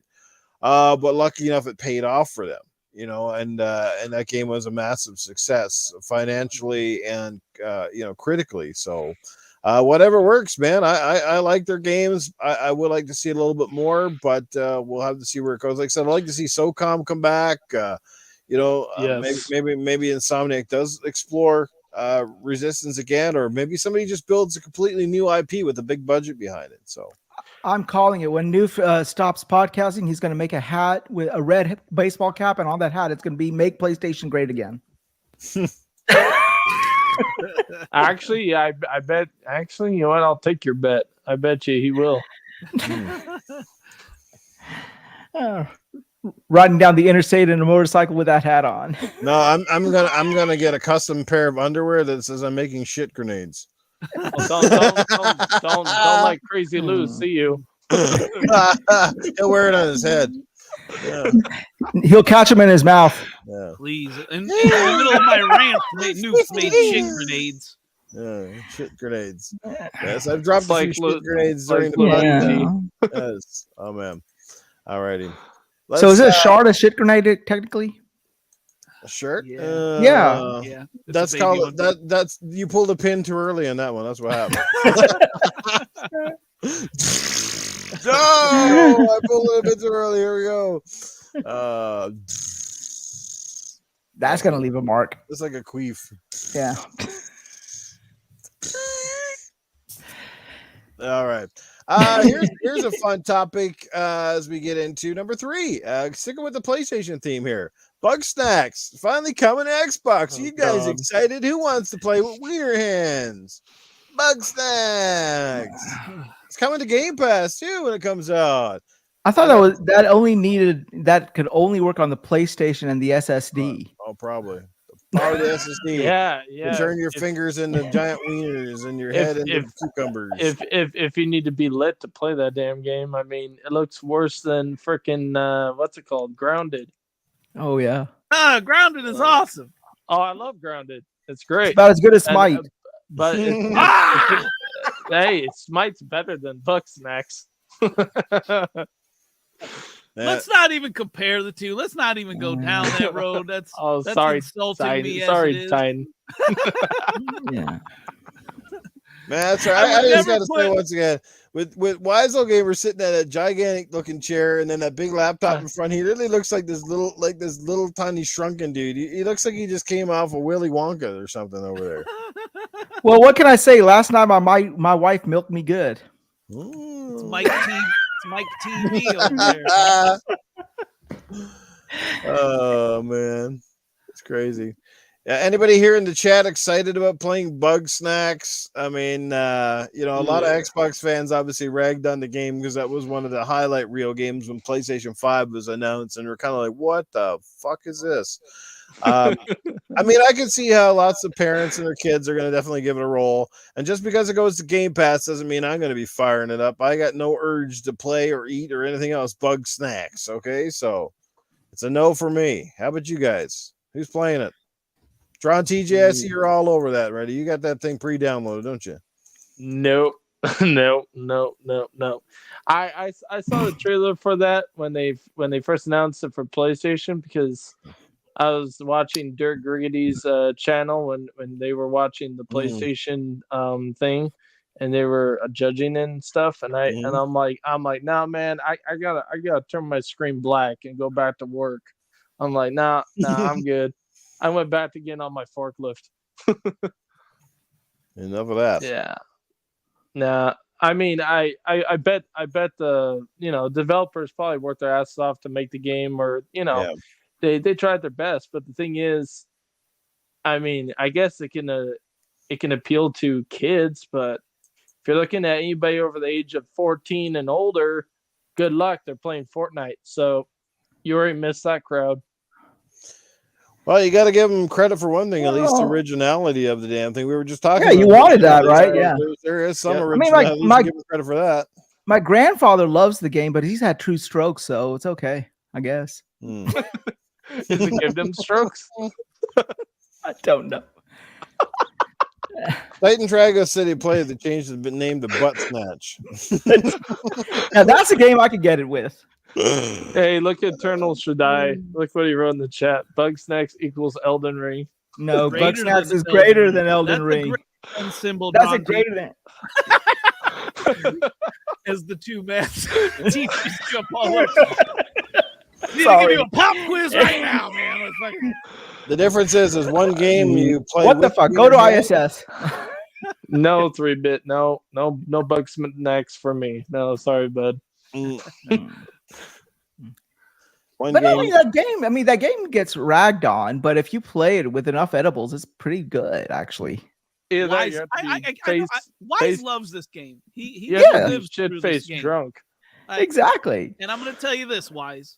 Just because the character eats a pickle and grows a pickle hands, you know, don't get any ideas. Okay, it ain't gonna work for you. Sounds like Hot Dog Sausage Party, that movie that came out. Yes. Hey, I'll be happy to eat anything that makes anything on my body grow at this point in time. Yeah, it don't work, man. When I was a kid, Got Viagra tablets for that. This is a true story. When I was a kid, I was watching cartoons and I was watching Popeye and whatnot, and I saw he ate spinach and grew muscles. So I said to my mom, I said, "Hey, I want some spinach."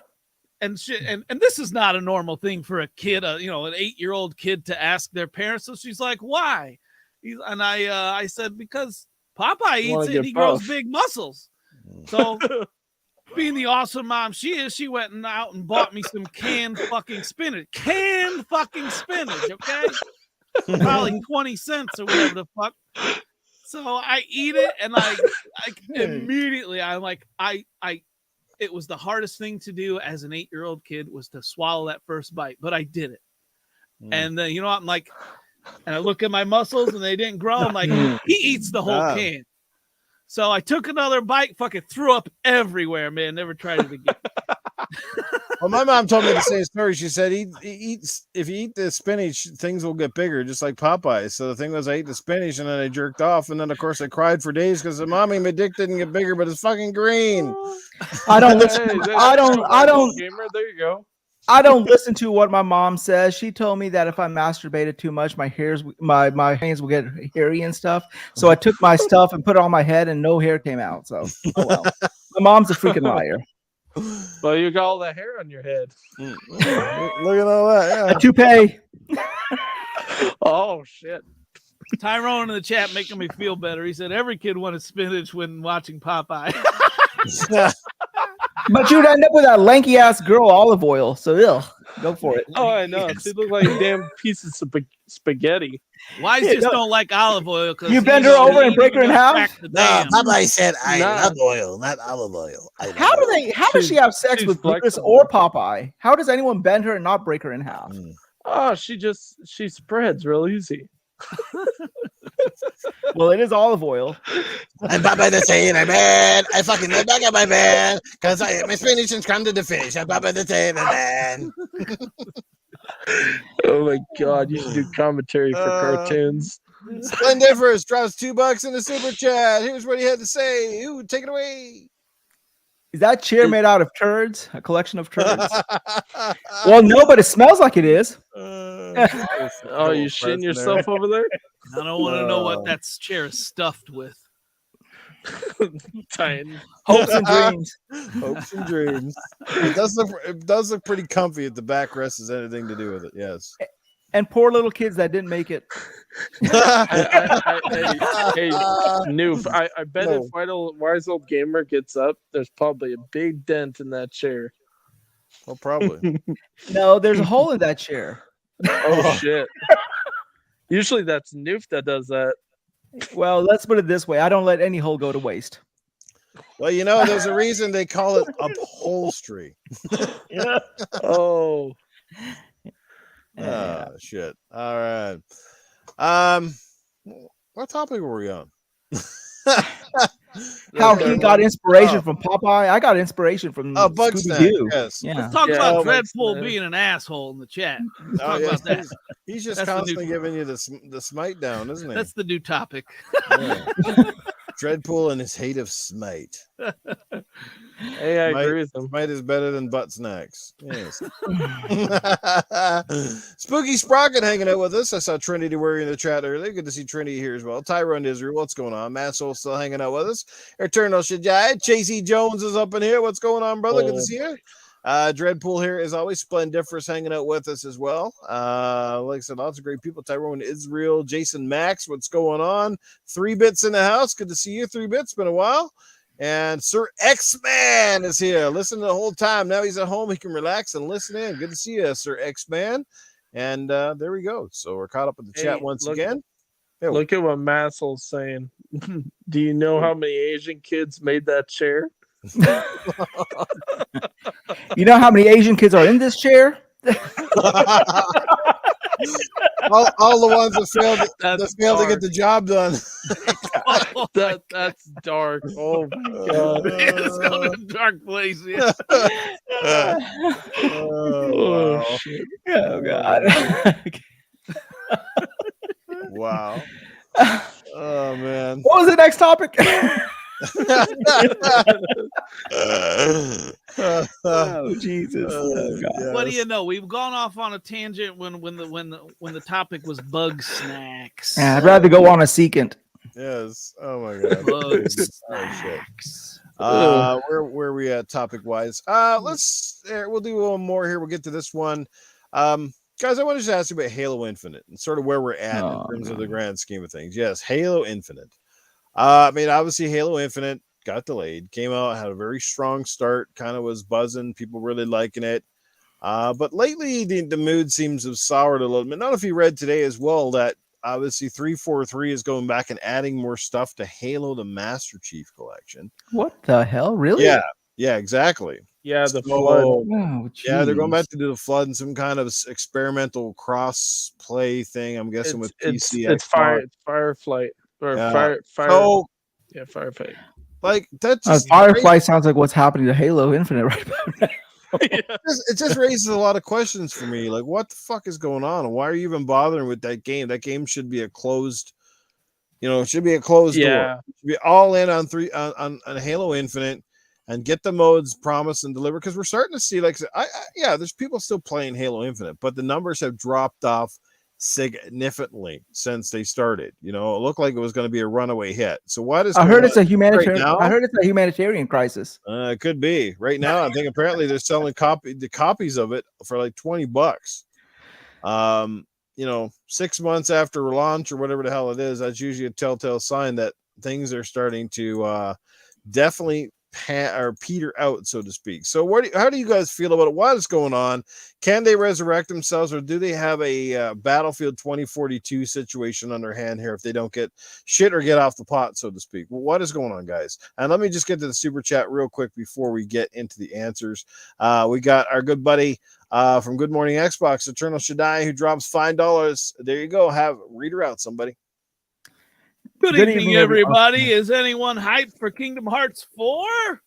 Is having too much CGI bad for gaming? Great show. Thanks, Eternal Shaddai. Oh, yeah, definitely. Too much CGI. Yeah. That's great questions indeed. All right, so back to the Halo conversation. Who wants to take this one? Titan, you want to jump in on first? You want to let the guests have at it? I'll start off with they made a cookbook, for fuck's sake, but you still got no content. I heard you say that on RDX, man.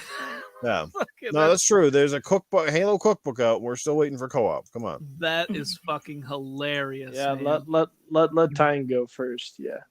All right. So cookbooks aside, I say find Vince Zampella, give him a blank freaking check, man.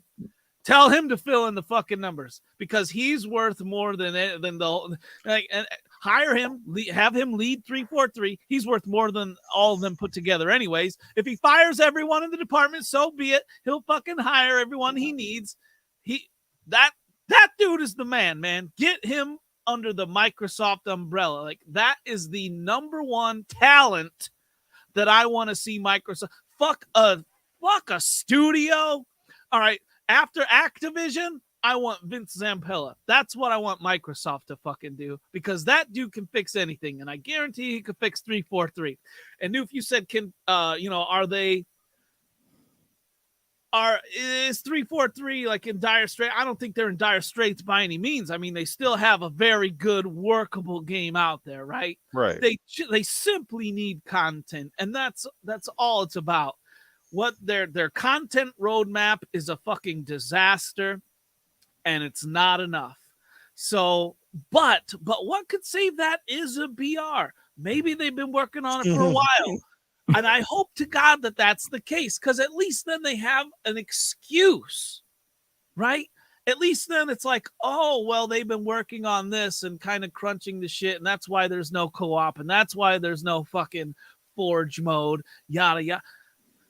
Give me an excuse to, believe in your company again as to why you're failing so much. All right. because they can absolutely resurrect themselves. A good BR will do that.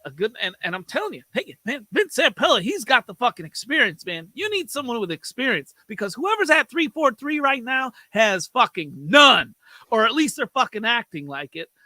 They need to get their asses in gear, get themselves off the fucking Wize old gamer fucking couch, and fucking do some work. I just got to address something real quick because Back from the Dead says the cookbook isn't made with 343. No, that wasn't the point of it. It was technically a joke. It's a joke. I know the 343 didn't sit there and make a cookbook, but the fact is that crazy. They can't make anything, let alone a cookbook. We're seeing everything else but what we're asking for come out. Like we're getting cookbooks and toys and TV shows and everything under the sun that's Halo without the actual, the most important thing is the fucking game content. And they've already been at this shit for well over 5 years, and they're already how many, hundreds of millions deep on this thing. And it's just like every time you turn around, it's like you think you're going to get some light at the end of the fucking tunnel, and it feels like, well, we're trying as best we can, but we're a little bit behind, and we know you fans want this shit. It's like, where the fuck are you guys doing over there? Well, remember, this is a 10-year project. Little did everyone know that's going to take 10 years between one content and the next. Yeah, exactly. Pretty 10 much. years. 10 years to get the completed version of Halo Infinite, right? Yeah, I mean, they don't need. By the time it finishes, the remaster will already be coming out. Well, shit, they don't need Vince Zampella. They just need somebody named Zampella. They need Bill Zampella or Sam Zampella. They just need somebody making fucking. Who the fuck is Sam Zampella? I don't know, but there's somebody. Hey, if I can interject, what they need to do is Joseph Stain came in really late towards the end of the development, which that was kind of a shitty move to bring him in that freaking late. Should have brought him in the beginning, honestly. Just dropped the bag and just brought his ass in the beginning. Would have saved up this whole debacle. But the fact that they didn't, he's actually trying to turn it around, but that's a large ship to turn around, and they gotta stop contracting people out. If you keep contracting people out, you're switching out new people every freaking time, and when you do that, they gotta relearn this shit. New people do. They gotta learn it. So you don't get the same person that had experience there. So stop doing that. Just fucking hire people. And you know what? Actually, Tyne, you're right.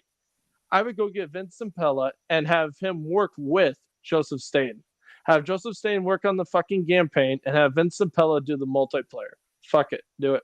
Maybe they need to get Crystal Dynamics back to this instead of Perfect Dark. Well, they're gonna have Call of Duty creators also, which they do have a lot of support studios. They need the manpower. That's what they need. And honestly, how many freaking people does it take to make this fucking game? There's like 1,000 people already making this thing. How many more people do you need? I know. It's bullshit, dude. Trust me. There's a lot of shit that I nitpicked out of it. I love the game. It's good at its core. The graphics are good. The multiplayer is good. They can hire my ex-girlfriends. They go for cheap. It's just missing a shit ton of fucking maps, modes, and also it's missing a fucking game. And Forge. You know what? If they were to bring out Forge next month, you know what? I guarantee you, all the freaking community creators could create the maps for them and do their damn job for them. How in the fuck do you release a game that was known for co-op without freaking co-op? And Forge. Yeah. They both are not even in it, which really is bullshit. Well, those are coming out relatively shortly. I want to say within. They delayed Forge again. It's towards the end of season 2, and it might even go into season 3. I'm trying to. All right. So my problems with 343 go way back. Okay. I've said it many times on many different of our podcasts. I don't like 343. Do I like Halo? I fucking love Halo. I enjoy playing Halo with Noop on community game nights and stuff like that.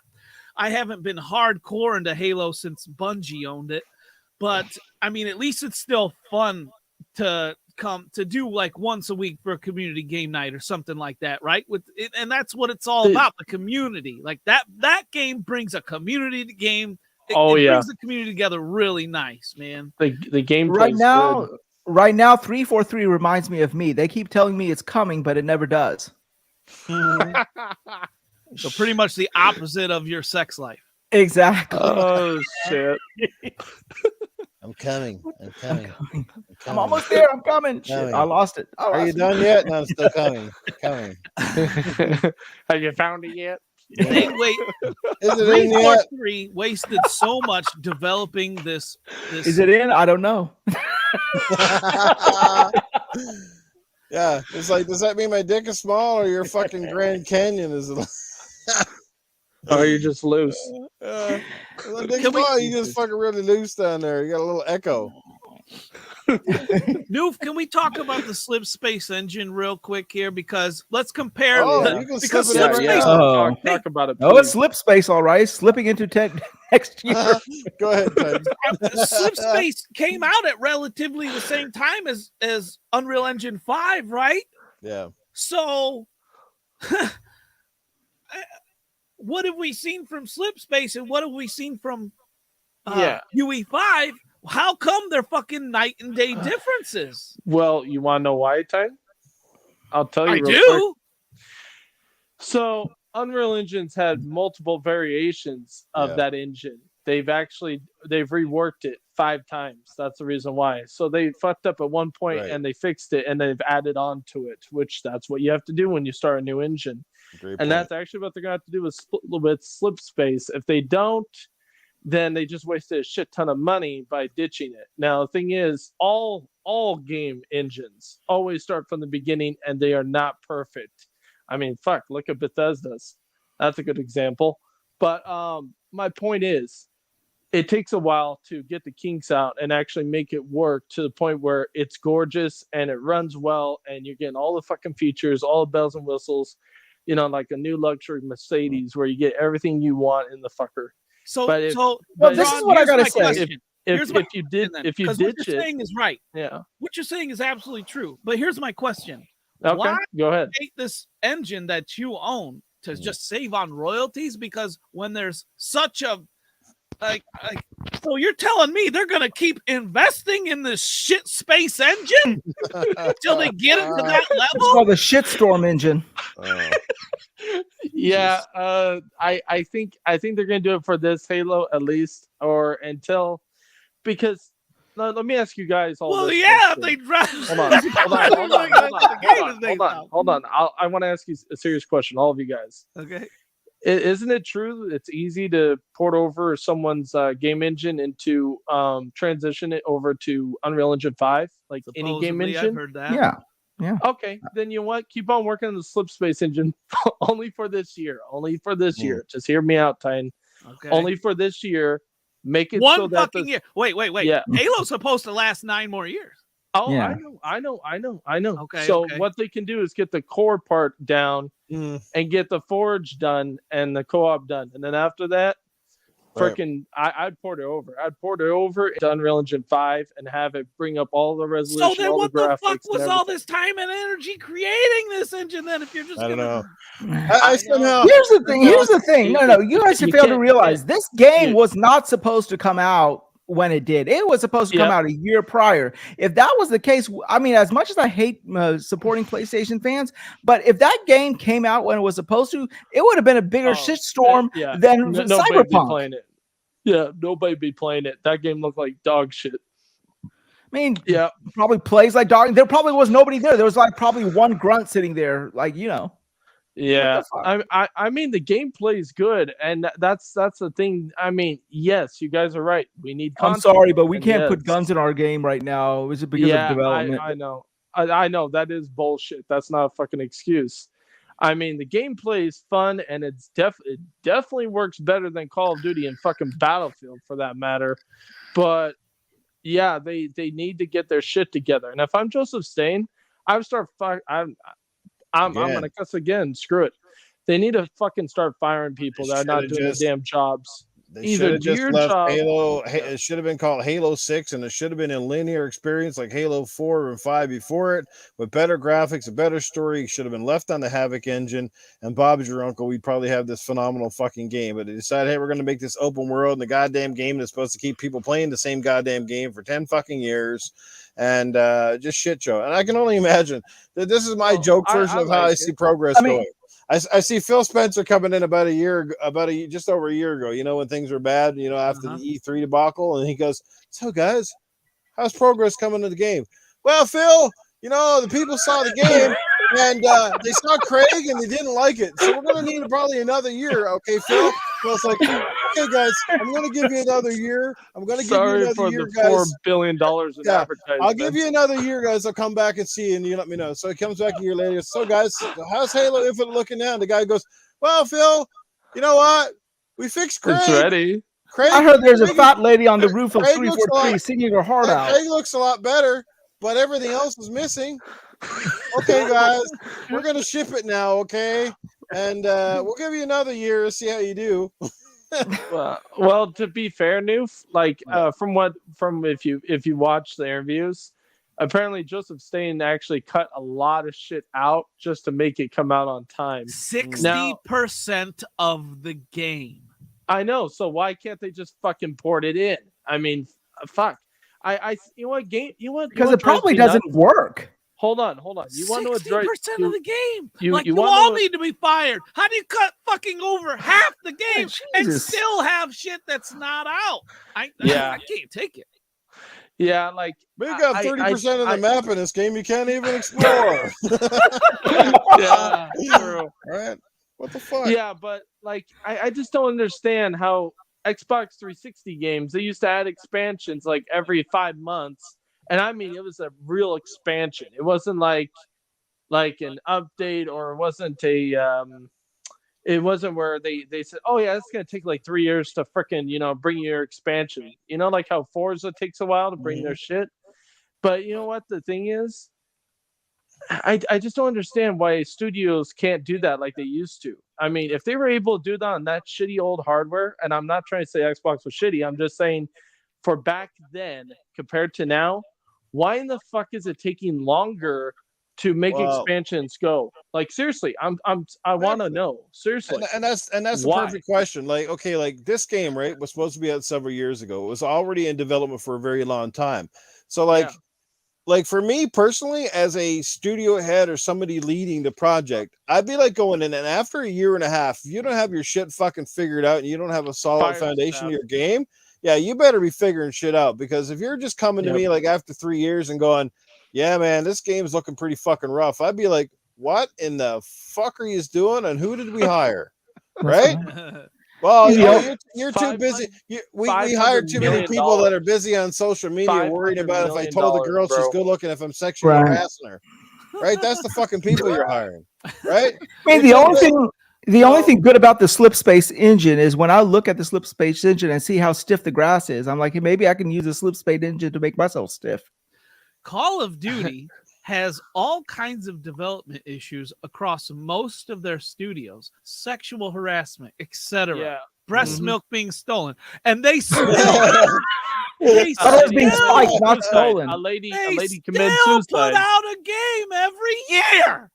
And they still have time to go to the Cosby room. Yeah, but they also maybe there's not enough ass slapping going on at work. That's the fucking problem. They've also got 10 studios backing them up and 2 support studios on top of that. True. They got 12 studios. After a while, you don't need people. You need product. I mean, the problem is they got too many shit. There's just thousands of people. All this thing, you can't make a game. There's too many chefs in the fucking kitchen, and what they like Titan said earlier, get a fucking battle royale out. It would suppress the fans for a while, and then fix your shit. Go to work, sit your ass down. I don't care if you need to be high to do it. Whatever keeps you fucking focused, but do it.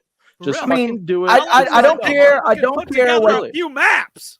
I don't care what anyone thinks about Kojima or Death Stranding, but that man was able to make a company or make a development house and put out a game in 3 freaking years. Yes. Okay.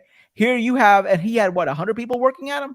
Here you have thousands of people, 7 freaking years, and you don't even have co-op, the hallmark of Halo. Yep.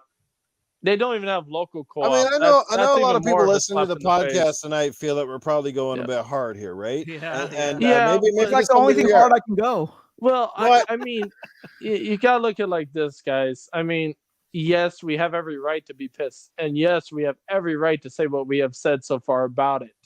But at the same time, I mean, if you really think about it, besides the piss poor, performance of all the management, I mean, it is a new engine. First of all, this is where they fucked up in the first place. Apparently, it was being made in Unreal Engine, and then they ditched that halfway through in 3 years. This is why it took so fucking long. Right. This is why it's like this. Well, I got a question. The worst thing that ahead of a company. The worst Yep. thing that a head of a company, in my personal opinion, could say to any of the teams that they just bought and hired was take as much time as you need. That's your first mistake right there. Never say take as much time as you need, because it's like telling a little kid something. But you know what it is, though, right? Is after the shit show that was Cyberpunk, everyone is running scared. That's the problem. So they're like, that's the main problem. Yeah, if Cyberpunk would have turned out perfect, you know what? This would be a totally different story. And I guarantee you, if the stupid COVID shit didn't happen too, because that's what made everybody lazy. That played a big part. No, come on. Now, there's other games that came out through COVID that came. I know, there's no excuse. I mean, you're digging here. Yeah, I know, Wise Old Gamer, but yeah, I understand. Microsoft is all they're highly. I'm not trying to be political. I'm just saying they're highly, left. They're people that that want they'd rather be safe and go home and just have everything at home. Well, the thing is, you got like $50,000 studios with equipment that can make your shit, and then you're gonna go home to your fucking only $5,000 computer, and then you're gonna. Well, here's the thing. With 50 people. I think the problem is the company, the development house is too fucking bloated. I think that there's something that you can do with 100, 200 people that you can't do with 1,000 people. That's right. That's why Ninja Theory said they're not interested in growing beyond a certain point, because after a while, it's like steering a big old cruise liner. It takes a long time to get anything done. You lose accountability. And that goes across everything. That goes across even like communities. Yeah. The bigger the community, the less the accountability there is. You ever been a part of a small community, a small town where everyone knows everyone? Everyone's accountable. Because everyone knows everyone. But it's like going out for dinner, like right? Chicago or New York, there's fucking corruption running wild because there's so much less accountability. There's too many people. People are getting away with shit. Same thing in a development studio. You got too many people there. People are getting away with shit. Here's a perfect example. Hey, look, like when you're going out for dinner, right? If you're going out with dinner with 5 people, it's easier to make a decision. If you're going out with 12 people, then it's even harder. Think of these studios like Sea of Thieves, right? We've pretty much all played Sea of Thieves, right, guys? Yeah. You ever play Sea of Thieves? You ever play Sea of Thieves on a galleon with 3 other people that don't know what the fuck they're doing, right? No. Yeah. The game is totally different, then, isn't it? You start to swear, you start to lose your patience, because all of a sudden it becomes, you don't know who's running who's doing a sail, who's dropping an anchor, who's doing this fucking thing, because there's lack of communication. So there you go. But then you play Sea of Thieves again with 4 people on a fucking galleon that know what the fuck they're doing, that know their roles, and boom, you've got this amazing game with synchronicity and there's actually production and shit gets done. And I basically, that's the formula for a lot of studios. And some studios run and that would be like studios like Insomniac or even Naughty Dog that seem to run very efficiently, even though they got people in and people out, but they get the shit done. And then there's fucking other ones that run around like chickens with their heads fucking cut off. They don't know some of the parts. Maybe it's too big for their britches, and they don't know what the fuck is going on. It's like Tyrone said. He summed it up really well in the chat. He said Borderlands 3 had the same problem. They switched the engine halfway through development. This is why it came out buggy and unfinished. They did the same shit. They basically did they created the game, and it was production halfway through, and they said, you know what, this engine may not be good. We don't know what we're doing with it, so you know what, we're gonna create our own. And you know what, nope, now we really fucked up. So that's I mean, like, look, that's what's caused all this. I mean, ever since this game has been announced, it's been problem after problem, right? It's either direction is the problem, staffing is the problem, too much outsourcing is the problem. Now what the hell is going on? After a while, you're going to have to realize that somebody there doesn't know what they're doing. It's all effed up, and you need to get rid of it. Sometimes you have to cut the arm. Sometimes you have to cut the arm to save the body. I'm sorry to say that. And here's how to fix that. Matt Booty You know, if I'm because all right, if I'm Phil Spencer and I went to 343, like you said earlier, I think it was New. And he said, "Hey, how's it going?" And they're like, "Well, we got all these problems. All right, give you another year." Comes back, well, we got the game out, but now we're missing all this content. All right, we'll give you some time, whatever. Phil Spencer needs to go to Matt Booty and be like, "You need to be all over 343. You need to be checking in there weekly. We need to be getting updates of what every division is doing within 343." Yep. Because don't forget, this is their hallmark game. This is what made Xbox. Yep, this is a flag go down the fucking toilet. Yeah, like all that marketing shit that fucking went down the toilet, as I said on the podcast before. The monster deal, all the marketing that they spent to get the game out for 2021, and then it comes out in 2020, or sorry, for 2020, right? Because they had the monster deal, they had the deal with the chips. Like, you saw Halo Infinite everywhere, and then it come out. Taco Bell, and then it shouldn't come out. So don't think that someone at Xbox, their head wasn't fucking rolling over that either. Oh yeah, like the thing is, if you think about it now, I mean, there's actually hope now because they got Joseph Stain there because he's God, Joseph Stain's the next Messiah. Okay. Well, I'm just saying, if it wasn't for him, there wouldn't be any fucking Halos. And he's the guy that actually made most of the fucking Halos. He's actually the guy that stirred the ship. When did they bring him in? How many months ago was that? I think they brought him in like 3 months before it was originally supposed to come out. If Steve Ballmer was still there, would this shit have happened? No. There you go. No. I don't know. I don't know. Because I'm not gonna give him a pass because it's still 343 because I think there's a lot of problems in that studio. So I'm not gonna say. I'll tell you this. I'll answer that question with this. If you bring in Vince Zampella, he'll fix it.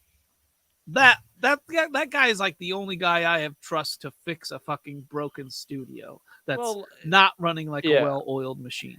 Is anyone at all interested at the new? Is anyone at all here interested with that new update that they're about to come out with? They did announce that there's going to be there. Didn't they just release not a roadmap, but something that's coming out in the spring, an update to Halo Infinite that they're going to be adding this, and this in the spring update or like the summer update. There's a name they gave to it. It was on the streams about a week ago about this is what they're going to be doing. They're going to be updating a couple of the maps, and they're going to be updating something about some weaponry and stuff. Updating? Like they don't need to update. They need to add content. That's my problem with that already. Yeah, add. That's a key word. What's out there right now is very workable. They don't need to like nothing seems. Yeah. All right, Noof. Other than like extremely minor changes, maybe the BR could use a little buff, a very tiny buff. Right. I think like screw that. Just get new maps, and get the fucking mode. Even the single player had one freaking biome. It was just grass everywhere. When as the first Halo came out, you had snow levels, you had grass levels, you had all sorts of levels. All I'm gonna say is at the end of this year, if they don't have fucking one biome added to it for the campaign and they don't have Forge and co-op, then Joseph Stain, Bonnie Ross, both of those motherfuckers have to go. I'm sorry, but that's you know what? That's a whole fucking year. Bonnie Ross is already she was in the charge of the whole fucking studio until Joseph Stain finally just came in. I can give Joseph Stain the pass for now, but Bonnie Ross, no, you know what? They need to fucking let her go. I'll even say it this way: she's been in charge of this fucking mess. Well, that's the weird thing, right? Because don't forget, 343 did two really good and competent Halo games prior to Halo. Yeah, they did. They did 4 and they did 5. Now, yes, I get people didn't like the story of 5, but outside of the story side, the game ran well. The fucking campaign looked amazing. The multiplayer was fun as fuck. And even that, they had Warzone. They had I don't know about that. I think that's a stretch. They had their own version of their little mini battle royale already. I mean, the thing is, I just don't understand how you go backwards in fucking progress. Like, if it comes out at the end of the year, it's dead. It's already dead. If they wait till the end of the year, it's dead. Because at the end of the year, you got Starfield. That's a freaking juggernaut. Okay. Oh, I know. Yeah. and nobody's gonna care. Nobody's gonna care. No Call of Duty this year. That's a bonus. I give them till August, and if they don't pull something out of their fucking ass by August, then fuck them. They need to fire, like I said, Joseph Stain, Bonnie Ross, because actually Bonnie Ross is the number one. Not about Staten. Staten's the only reason shit started to get back on track. It feels like. Yeah, actually, you know what? Yeah, okay. So leave him for now, but you know what? Give her Bonnie Ross. She's the one that's been. Oh, we're gonna have an open world. We're gonna have it 4K 120. We're gonna have all these biomes. She was selling this shit before they even started making the idea of it. And you know what? She's the one that let this all down. She's the one that's let all the fans down. She's the one that's let the poor management. Honestly, you know what? I bet you she was probably telling Matt Booty, yeah, we're doing okay. We're doing fine. We're on track. We're on track. Bullshit. No, you're not. You know weren't they saying that was a problem with the manager? I guarantee you she sweet talked fucking Matt Booty. And I hate to make acquisitions like that, but I'm serious. I just don't see how they can let that woman lead. At what's been put out, right? Get rid of her. Conjecture. Yeah. Well, that's make Joseph Stain the fucking leader of the whole entire the whole thing. Put him in charge. You know what? He used to create Halo, so fucking put him in charge. Get rid of Bonnie Ross. She's got too many fucking ideas, and she's just fucking it up. I'm sorry. When there was a problem with that too, right? Remember when before this whole Joseph Stain stuff, people were saying that some of the developers came out. Jason Lee or whatever his name was, They were saying that like the management are promising one thing and the developers are working on another, and there's no cohesion. The management is just making the uppers at Microsoft look good. But think about the optics of this thing. This is your premier franchise. This is the franchise behind which your console is based off of. And you are promising everything under the sun, a 10-year program, a 10-year game, and a game that didn't even last a year. Yeah. How do you think that's going to be received? Well, that in itself is enough to make me depressed. Hey, you're going to make, you guys, all you talent devs are going to make Halo for the next 10 years as one game. No, what they meant was by the time 10 years is up, everything will be out in the game. Somewhere that message was misreceived. You know what? Lost in translation. Like I said, we should all, like, everybody should be up in arms on Twitter and everywhere they can be, and sit there and demand better. And also they should get rid of Bonnie Ross, like I'm telling you, because you know what, you need someone that knows Halo. And if Joseph Stain's in charge, he'll be like, oh, you don't care about Halo? Oh, you don't want to do your job? Oh, okay. So Wize has your petition. DrawnTJ is about to make up another petition. Yep. Same reason TV shows often don't make it even 10 years, because after so many years, like the actors don't even want to sign on because they go on to do other things. They want to spread the wings. You see what happened to Game of Thrones, right? They can do spin-offs of Halo Infinite if they still wanted to. The thing is, all I'm saying is get your shit out so that if you want to create another Halo and it wants to be a spin-off, like a different version, cool, go ahead and do that. But you know what? First get your shit done. And you know what? If you want to keep this a 10-year game, okay, whatever. Fuck it. You want to do it? Whatever. I don't care. You know what? As long as you create other Halos outside of this world, that's fine. That's fine. But just get your shit done, please. I mean, come on. GTA. I mean, you know what? That's a perfect example.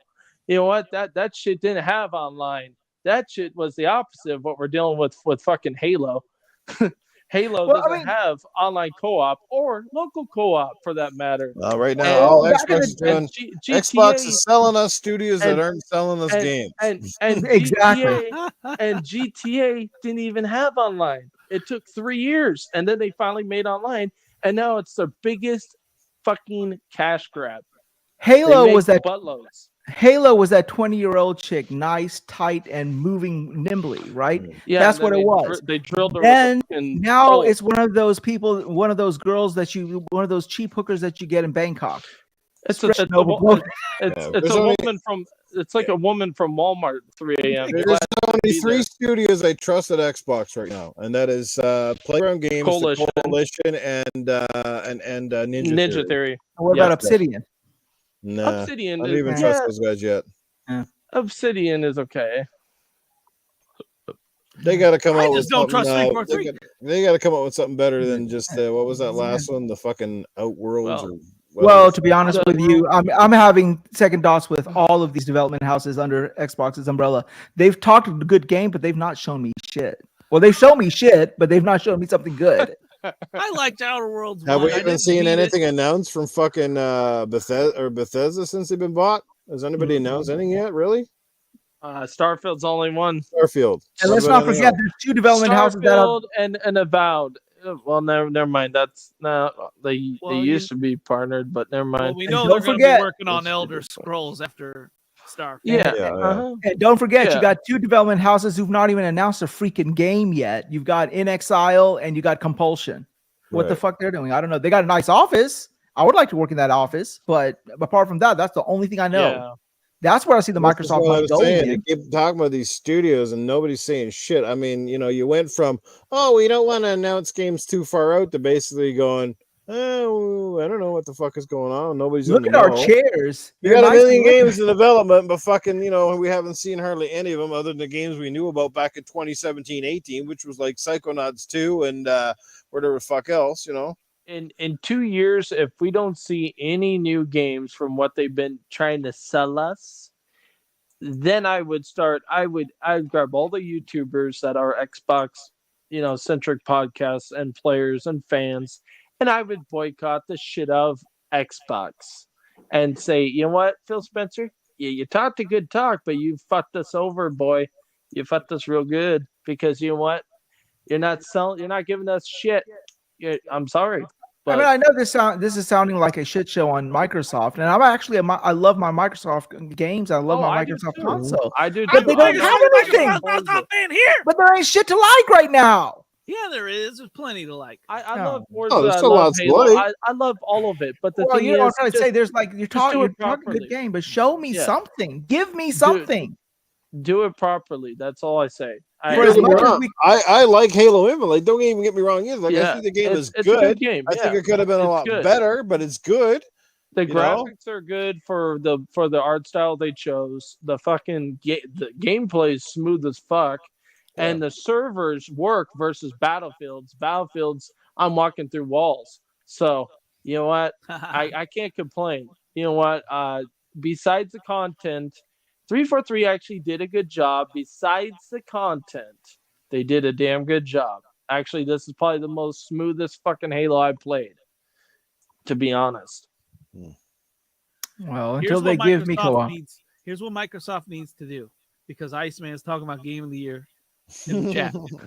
So Microsoft needs to ensure that Starfield comes out let's give it a week or 2 before the fucking the Game Awards cutoff for the year, right? They need to release Starfield about 2 weeks before that cutoff date, so people have gotten a chance to play it. Starfield will win Game of the Year. It will beat Elden Ring, and that is my prediction if that happens. Otherwise, I think Microsoft is kind of being a little scared of Elden Ring if they don't bring it out before that time. Because let's fucking be honest, man. That game could come out probably tomorrow and be just fine. Yeah, right? It would be. I mean, you got Todd Howard being at the helm of this fucking game. It's not like the B team that made Fallout 76, and so yeah, you got the guy himself, the guy that actually made like he even said he took ideas from the games that made the whole studio successful, which was Oblivion, all those games, all those great old games that actually had like great dialogue, great role playing and shit like that. So for their part, they better be. For their part, it better be, because everyone is keeping one eye open with this whole Starfield thing. Yes, we are hyped. Yes, they're talking a good game, but it better fucking deliver. That's all I got to say. Because if it's that shit show like 76, they were talking good game with 76, but but that was like the leather jacket team or whatever. That was their backup team. That wasn't even like the real team that's actually good at doing what they do. That's like comparing Fallout 4 versus Fallout 76. It's 9-day difference. I mean, yeah. Noof, can you The make a thing poll is- in chat? Yeah, sure. What kind of Game poll of you the want? year, Elden Ring or Starfield. Starfield if Yeah. it releases in time. And it comes out with everything they promised. Yeah, but that's kind of a skewed poll because people have played Elden Ring, but nobody's played Starfield. Exactly. I just want okay, it's everyone's okay. thought process on how good Starfield is going to release in its in the state that it's going to release. Oh, okay. Do you? So and maybe the question Iceman should is be- saying Just Elden say Ring no just matter say what. I think hypothetically. so. I want to prove Say- him wrong. Yeah, so say hypothetically. Yeah. That way you can't get people pissed at you. The VGAs is going to give it to Elden Ring because look at the commercial success. I'm sorry to say. Yeah. The I politics even- is going to make I Elden even Ring put a win, hands poll in down. the chat. Where's that? Where's that option? Put a poll. Masshole, Crossfire X is game of the year. Fuck all of you who disagree. I say we start a petition for Smite. Yeah. Yeah. Get rid Anyway, of guys, Smite. it is what it is. It is what it is. I know, Either you love the game or yeah. you don't. Mhm. Like I said, it's on Game Pass regardless. You're playing it, you're not Yeah. playing it to play Yeah. something else. All we can say is we cross our fingers and hope that 343 gets this stuff right eventually before the game basically, just becomes a has-been or never was. I don't know, whatever. You know what I mean? So they still got talent there. There's no question about it. I don't know really what's up with them, but definitely something needs to get going. And and hopefully Microsoft, like I said, I'm hoping that this summer, okay, praise God, I'm crossing my fingers that this summer we really get a definitive roadmap on what we're looking at here. Like we're starting to see now that people are going back to their work jobs, they're going back to the studios itself, not the work from home stuff. So hopefully that starts to pay some dividends. We start hearing some substantial news about what's coming out down the. I mean, that's what we want now as Xbox fans. Is we want more of the definitive. I'm tired of just hearing about like Game Pass stuff coming to Game Pass. That's fine and dandy, but I want to know what your teams have been up to. You've got so many of them now. Like, where have they been? Where is their work progress? What can we look forward to? Are we going to start finally seeing the fruits of the labor? We're going to finally start seeing games that show us why we've dumped the big bucks on the Series X and the format. Games like people have said that look truly like the next gen of gaming. Yeah. Like when I see that Matrix demo, that's what I want to play. That's it's where all we, UE5. yeah, that's right? It. Yeah. UE5. So there's other good engines out there. So either people aren't maximizing them or something, but either which way, don't blow smoke up my ass and call it a dildo. So that's all I gotta say. They both kind of stink, but yeah. Okay. So anyway, let's leave it off at that. Let's just wish them the best. And sorry to those people in the chat. I know we pissed off a lot of viewers Spider-Man, and we apologize. Obviously, Spider-Man, sometimes our feelings and opinions can get skewed and taken out of context the wrong way. The chat's amazing. You guys have been with us all night, and I get it. No, we're just talking here. We're just having a casual discussion. Well, that's sometimes the thing that budget, and it's whether it's PlayStation fans or us as Xbox fans or whatever, or gaming fans, is that sometimes too. Yes, I feel like it's a little bit of both. Like sometimes I think we gotta give too much credit where credit is due on certain things. We're kind of like buttering people's bread. And there's other times when stuff needs to be called out, and people are afraid to do it in the community. The YouTube guys are afraid to do it sometimes because, that might mean I lose some subscribers, or I piss off a bigwig at a company and I don't get advertising dollars, or they won't come on my show. Some of the small guys are afraid to do it for a different other reason, perhaps that if their opinions are a little too gruff, people won't like them. You know what I mean? Or even it's at the end of the day, it's just games, guys. I mean, enjoy it. Whatever you like. If you like Bugsnax, go for it. I mean, Well, it's even like, hey, maybe this guy I hate on Twitter, maybe he gets a W somewhere along the line. Like a clock is right, broken. A broken clock is right 2 times a day, right? Right. I've seen countless. A broken cock is never right any time of the day. I've seen countless people on Twitter just bash Xbox, and it drives me crazy because there's no backbone to their argument. Yes. Right. If they had a backbone to their argument, I'd listen to them and I'd have a conversation with them. But when it comes down to it, the people on the other side, there's a difference between them and being and having common sense. The difference is that right there. What we're saying, we have data that backs up our points, and it's not made up data. These are just simple facts that we're spewing and that we're trying. We're just having fun saying, how we would go about fixing it and etc. Yeah. Exactly. Okay, well, look at it Papa Woody. Okay, now I'm not a mathematician here, but Papa Woody says I've had Game Pass for nearly 2 years, and they've released 4 first-party games. So if that's correct, think about that for a second, right? That's not a good success, a good rate for success. Yeah. So basically, you're relying on third party to carry your load, and isn't that something we've always sort of chirped on Sony about sometimes? Is how they rely on. I'll defend Xbox on that because hell, right? 98% of the games are third party, and you know what? You're supposed to swallow your load, not carry it. And you know what? Those third-party games, I'm a huge third-party game player. And there's great third-party games on there, but now isn't it time that Microsoft starts to carry their own load, like their games? I think they will. First party, you'll see more. Yeah. First party is the games that show what the box can do. Third party has to go to everybody. First party is what you say, this is what our machine can do. And right now, yeah, there are some good games out there. Horizon is good, but at this point in time, that's all I got. I mean, look at some of the games that they've shown up. Like, I know this is not a Microsoft game, but Scorn. Like, Scorn was fucking supposed to be out like how long ago? Pretty much like around the launch of the Series X. We're still waiting on that game. Like, what is going on? This year. Yeah, maybe. And why is it you can't release a game until the end of the year? Last year they had a good middle to end. This year, hopefully, we're thinking Starfield's going to succeed, so maybe they'll have a good end of the year. But let's release them all between October and November, and when they fail, we'll blame it on some other game. That's why we failed, right? Yeah. Maybe Forza Motorsport this year. I'm hoping. I would love to see Forza Motorsport. I want to play that damn game.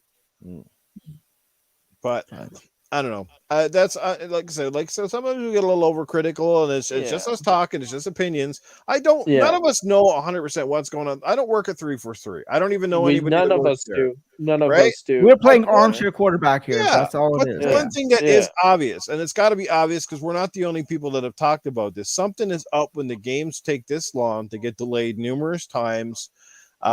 You're still struggling to get out content. You're making empty promises. It's coming. Like somebody in the chat there, Jason Max says the game's coming soon. Like, I'm getting really tired of the games are coming. The games are coming. It's starting to sound like they're coming. Sounds like me. I'm coming. When? The British are coming. The British are coming. No, because the gamers don't. I got a gamers coming too, but I know it's going to drop in the next 2 or 3 hours. You don't want to oversaturate. Hey, let's look at what did come out instead of looking at what's coming, because you can always say that. There's always games coming out, but let's look at what has come out. Hey, Halo has come out. It came out really great. Does it have lack of content? Sure. But what else has come out? Other games have come out too. Flight Simulator. Excellent. Horizon came out. Yep. Psychonaut 2. Psychonauts 2. There's been a lot of games that have come out. And I think we might get caught up in that whole, wait till next E3. Well, we're not looking at what we got now and what we've already beaten, what we've already played. I think we tend to just kind of throw those things by the wayside. I guess I'm just missing the days. I'm missing the days of 360 when we had literally 3 or 4 games in a franchise in one console generation, and now we're lucky if we get one. Like, people keep saying waiting. A lot of people die in that length of time waiting. You know what I mean? This is what I'm saying. It's just this is not like movies that take 3 or 4 months. These things are taking 5 and 6 years. And when 5 or 6 years finally comes up and they're still telling you well, you gotta hang on a bit longer. You're just like, geez, man, you guys need to build a better engine so you can finish it faster. Or maybe stop building open fucking world games every 5 minutes. So because those things obviously nobody can seem to do in a relatively decent time frame, unless you're Ubisoft, and that's probably just as copy and paste and away you go. So Noof, read what Splendiferous just wrote in the chat. The last one down. Yep. Yeah, 23 studios. So you guys want 23 first-party games in 1 year? I mean, that would be bananas. Fuck. No, we're not being that unrealistic. No. But no. They said, honestly, Phil Spencer said that he would like to get a game, a AAA game out per quarter. Per quarter. He at said this he point wants in time. At this point in time, forget per quarter. At least give me twice a year or something to look forward to. He even came out and he said he apologized for that. He said I do not like where we're at. He said I want it to be better, and I also want it to be where it's at least. Yeah, he said 2 to 3 games at least every year, at least. You know what I am getting from Xbox at a regular clip? Limited edition controllers. Oh yeah, absolutely. I one of those a fucking month. Seems like here's a controller. Here's a controller.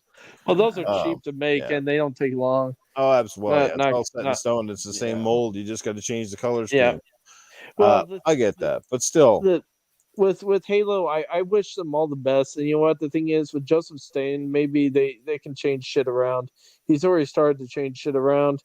It sucks he came in so freaking late, though. They should have just dropped the bag from the beginning and should just brought it in for a safety net just in case of shit hit the fan. And look, it did.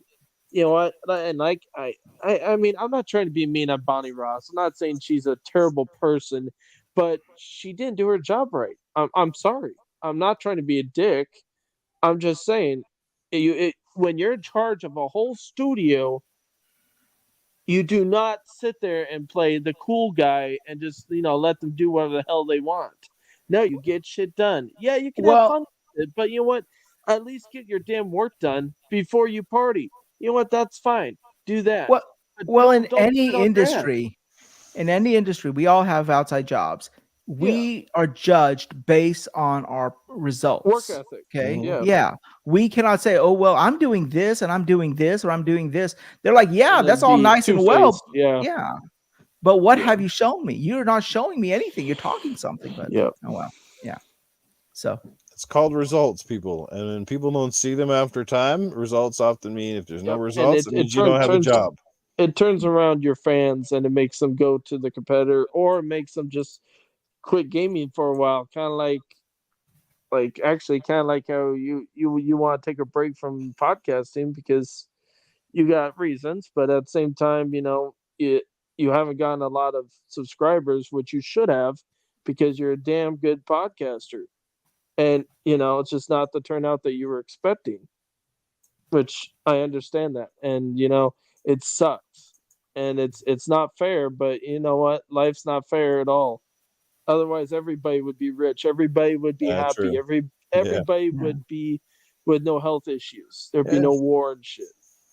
Exactly. But it doesn't work that's only a small part of the reason. But there are some times when I sit back and I'm a little frustrated. It's just like, I mean, the chat, the people that are here right now, you guys know who you are. We love you. People that are still here, amazing. But I've been at this. This is not 2 years, and this is going on close to 10 years, really.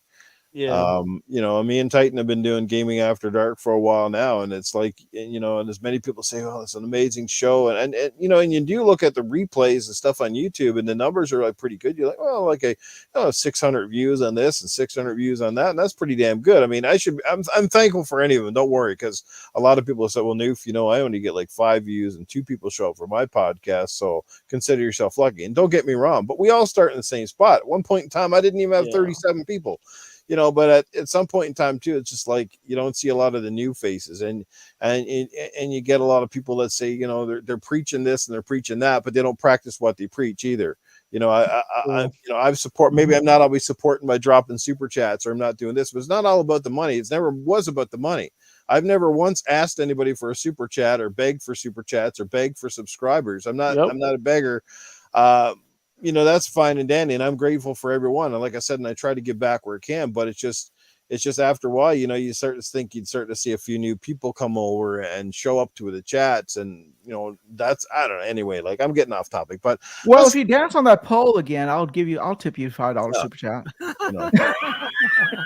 And yes, Splendiferous is a great guy in the chat. Splend, we love you, and I know you definitely yes, there are some great games out. There's great games coming, man. So yes, we know there's stuff coming, man, and we're going to be patient a bit longer, but like I said, hopefully this summer we start seeing a little bit more than we have. Again, guys, this is not a shit show on Microsoft. It's just people just having a casual conversation. Look, it's like we at least they're not charging us $70 for a game. Yeah. Hey, you gotta look at Wise Old Gamer. You know what? He's got a great point. You know what? We're not shitting on Microsoft. We love Microsoft. Otherwise, we wouldn't be talking about Microsoft. Yeah. We'd be talking about PlayStation. So just keep that in the back of your mind, please. Xbox has done way more right. And you know what? Just remember, at the end of the day, sure, Microsoft makes mistakes. Every fucking big company does. But you know what? They're giving you a lot to work with compared to Sony. Like I said, Sony's anti-consumer right now, and that's the reason why I have a hard time even going to their ecosystem. They're anti-consumer right now, and I don't like it. $70 for games, game saves behind a paywall, no game gifting digitally.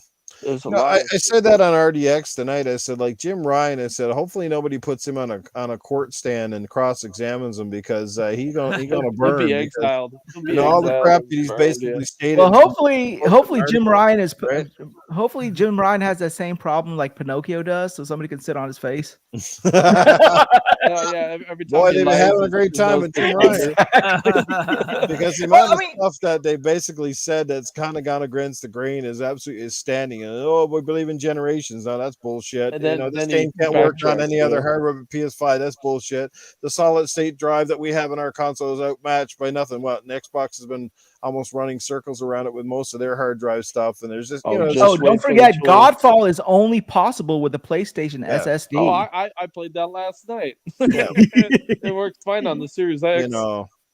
They're marketing smoke, not to mention double dipping on almost every game, an extra $10 for this, $10 for that, and $10 for something else. It's disgusting. Well, we give Microsoft shit because they're open. They talk to their fans. We can't talk about PlayStation. Yep. We don't talk about PlayStation because we don't know. I mean, we're expecting a Factions game coming out from Naughty Dog, but God knows when the fuck that's going to happen. We're the consumer. We are the ones that should be demanding better. Like Nufa said, and multiple times he's had this podcast at night. I've watched every episode, and he's always said at one point or another, he puts it in at some point in the video. He says, vote with your fucking wallet, not with what they give you as smoke. And you know what? This is why I love watching Nuf's channel, because you know what? He has the goddamn sense to tell people the shit that other people won't. He actually tells it how it is. And you know what? That's why I watch this show. Absolutely. Yeah. We got a super chat that I missed earlier coming in from our good friend Massel. He drops $1.99. Who wants to read that one? My wife's boyfriend said Xbox owns 2023. Yeah, my wife's boyfriend. I have an uncle that Wize's wife's boyfriend. No, I have an uncle that works at Xbox. The same uncle that plays with DrawnTJ. And we got another one coming in from our good friend Sir X-Man. I'll read it. MS doesn't have to make games; they get it from Sony. Oh yeah, MLB The Show, Bugsnax. Godfall, don't forget it. They're all coming over. The power of the SSD. You know how bad that is to be a Sony PlayStation fan?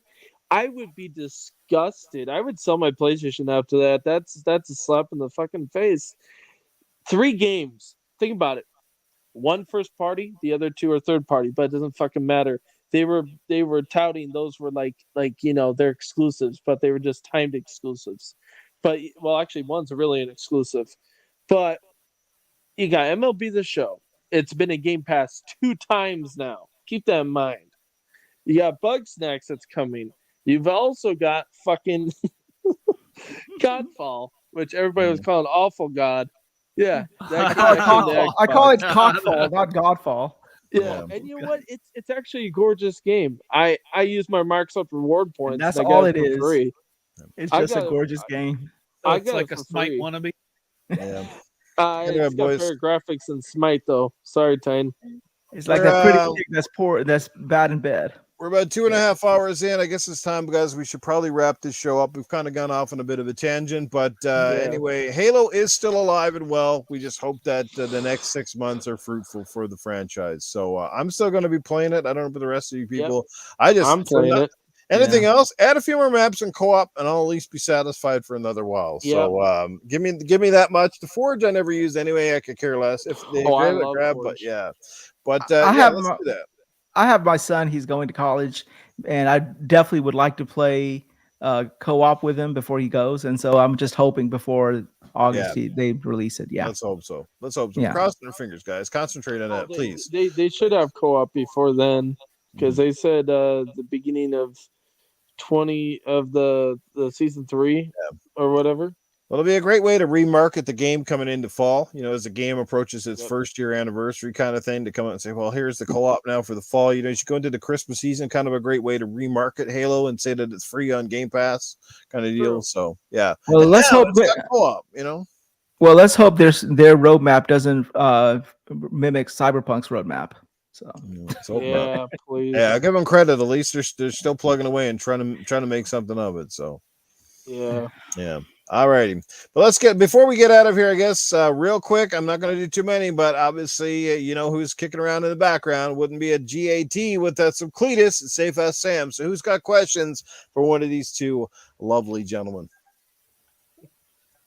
Anybody in the chat or on the panel have a question for Safe House or Cletus? I got a question for Cletus. All right. Cletus, you're up. Hey, Cletus, what do you think about Halo's roadmap so far and all the mistakes they've made? Do you think that they deserve a second chance? Well, it's a good thing I'm kind of fucking stupid and I can't read roadmaps because I don't know what the hell's going on. I just hope that they push out some semblance of a good fucking game here eventually. Now, so far, I'm done pretty good now, that Master Chief. And all that shit. I've been shooting lots of shit. That's all I know. I don't even care about all the rest of the fancy diddly twiddly stuff that goes on and what they're going to make down there. Joseph State and Bonnie Ross. I don't give a fuck who's the boss as long as they keep adding some content. Because that's how you got to do it. I likes me some of that Halo. And the TV show is pretty good too. You got Master Chief Bum up in there. So maybe, you know, if they're going to add some DLC, maybe to put in the naked Master Chief. That get lots of people on the game. I tell you, I can see my cousins playing that a lot now. Naked Master Chief going around. Yep, that'd be kind of cool. I wonder how that overshield going to work. Maybe he's going to swing his thong around in a circle and deflect the bullets. I don't know. I gotta ask both of them. I gotta ask both you guys. So like Split Different said, what about the pineapple on pizza? Who's God, for? Both of them. Oh God, oh God! Pineapples on the pizza. Pineapples on the fucking pizza. God damn it, that's like putting strawberries into the shitter and hoping for a good drink. You know what I'm saying? No, pineapples on a pizza. I don't want no fruit up in my fucking meatloaf. You know what I'm saying? That stuff is for your fucking generational sissy asses.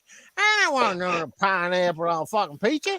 I wouldn't put pineapple up my asshole, let alone on the fucking pizza. Actually, on my asshole, it might feel bad.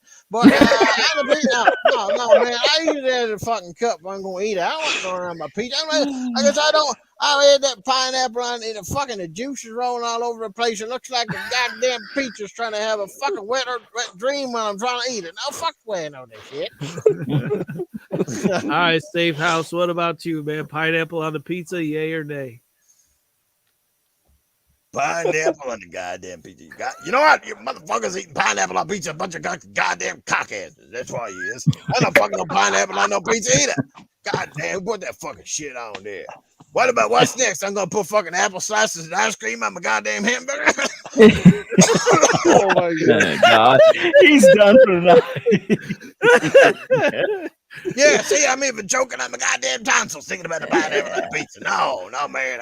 Pineapples is for the Hawaiians. That's all that shit's for. You put that fruit drink, put it on a cocktail. But yeah, and on the beach, you can add the pineapple on the beach. You can even put a little bit on your ass crack to keep the sunshine from burning up your asshole. But anyway, it ain't going on my fucking pizza. Nothing coming close to that. You know all I need on my pizza? Pepperoni and goddamn bacon. And that's all I want. Lots of pork. Gotta be all about the pigs on the pizza. That's it. Pigs and pizza. Pork and bacon. Yeah, cockage. Iceman said in the chat, Safe House, what do you think about the Xbox SSD? Is it better than the PS5? I don't fucking know. Do I look like a technician? God damn it, I don't fucking know. Solid state drive, hard drive, loose drive, floppy drive, fucking drive alive. I don't fucking know, man. All I know is I put shit in the disk drive, it fucking spins and the game boots up. I'm fucking happy. Now, mind you, saying that, I watched Snoop Dogg with that Series fucking X he got there. Let me goddamn tell you this. That fucking thing is like setting a cat on fire. Like fucking motherfucking turns on 3 seconds, goddamn game going. Then he boots up that fucking Xbox One X, and Jesus Christ, it's like watching Granny fucking going from downstairs 3 or 4 flights down. You're fucking waiting, and you're waiting, and you're waiting. And you're like, God damn it, your hot chocolate gonna be fucking cold by the time you get downstairs. God damn it, by the time you get downstairs, you're gonna have to reshave your pussy, woman. Come on. Oh God. So now the SSD grandma. Joe Dunmore says, "Hey Cletus, what are you getting your sister for Mother's Day?" Oh man. Yeah, shit. You never know. Wish just after listening to this conversation, maybe I'll get her pineapple pizza. But you know what? I won't even shuck it. I leave the fucking cornrows on the pizza there. You know the fucking shucks. You know the fucking whatever the fuck comes out at the top of the pineapple. I put the whole fucking thing on. There's a big look like a big old bomb in the middle of pizza. See, you that shit now. Yeah, I don't know what my sister. You know what? Right now I'm a little broke, so I'll tell you what. I'll give her 3 fingers.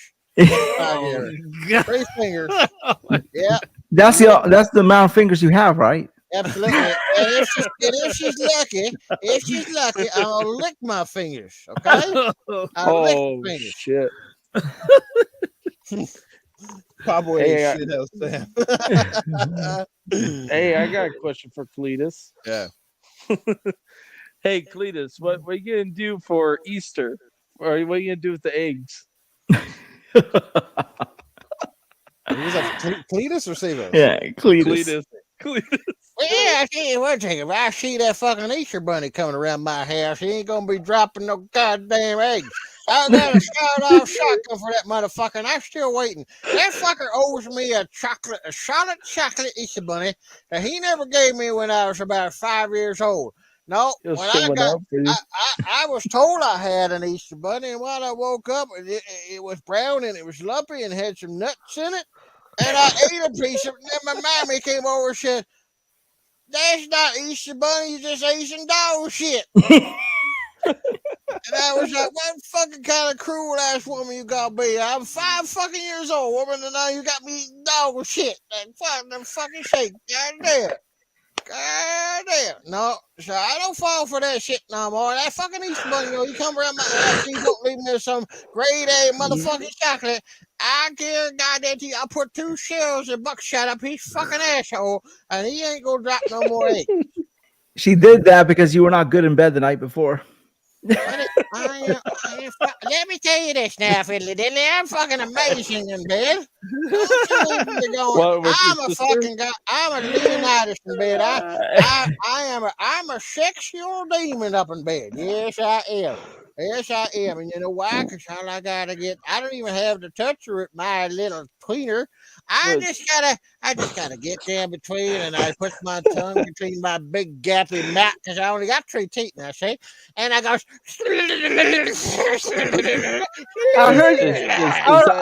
I heard your mama calls you 343 because all you do is say you keep coming. Yes, I've been coming for years. Yeah, 343, 3 teeth, 3 brain cells, and 4 fingers. I think that's about right. Hey, Cletus, is that your ritual for what you do with your cousin? Oh, she fucking loves it. She loves it, let me tell you. She lives for that shit. You know what? When I'm in the house, she never puts her pants on. When I'm in the house, the pants is always off. Everybody say, "Well, there's fucking no pants on." You going around with your fucking with your grassy garden needs to be shaved and rolled out. No, and she's just sitting there waiting for me. I tell you, as soon as I goes upstairs, she comes up like the dog. She comes out like a dog. She spreads them open, but let me tell you, and I sticks them in nice and neat and fancy, and I fiddly diddlies. Yep, yes indeed. Hey Cletus, Cletus, because of inflation, has your mom's price gone up? Now the price hasn't gone up, but the goddamn tits have gotten bigger.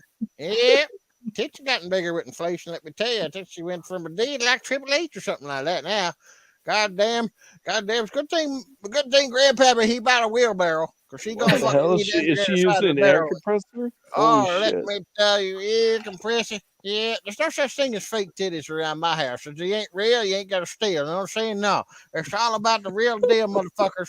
That's right. You can't if you're down on your knees and you ain't wearing them earmuffs, you're something right. You know what I'm saying? Yeah, that's right. Oh, okay. Keep your head warm in the nighttime. That's what they're gonna do there. That's yes, indeed. All right, guys. I think that's about it for this week. Oh my Hey, God. Cletus, Arnold, thanks for showing up tonight, guys. You're amazing. Chat's been amazing. Hopefully you enjoyed that. And of course, we'll be back next week. So speaking of next week, guests, will be my final episode on GAD for the foreseeable future. Titan is definitely considering keeping on with the podcast, but he may be changing the date time, and it'll obviously be on his channel. We'll get to those details down the road. I'm sure he will keep us all in the loop. But let's let everybody get out of here. Again, shout out to the amazing chat. You guys are phenomenal. Let's get over to our amazing guest, DrawnTJ. Well, I hope your first appearance on GAD has lived up to your expectations. Thank you for your articulation and your points of view tonight. You've been great. We loved having you here. And again, thank you for all the support, and we hope you enjoyed yourself. Let people know where they can find you, man. Thank you, Noof. I really appreciate it. It was an honor to be here. And you know what? This was the best damn show I've been on by far. And you know what? It was hilarious as shit. And you know what? I love it when you do Cletus, Arnold, and also Safe House Sam. It's always hilarious. And you know what? Everybody in the chat, do me a favor, please. At least for in my honor, for Noof at least, please do us a favor. Like his channel. At least you can do that. Especially if he's retiring for a little bit, even if it is for a amount of time. The least you can do is at least like the channel. You don't even have to subscribe. At least like the damn channel, please. It's worthy of a like. It doesn't even cost money, really. And where people can find me, you can find me on Xbox, where I play community game night with Jedi Knight Peter, and I play with you, Noof. I play with Mr. Boomstick, everybody. I love playing Halo. And also, you can find me also on YouTube, DrawnTJ. I go on a lot of podcasts because I love the community, and I love everybody in the community. Everybody's like family. And you can find me also on Twitter at DrawnTJ450.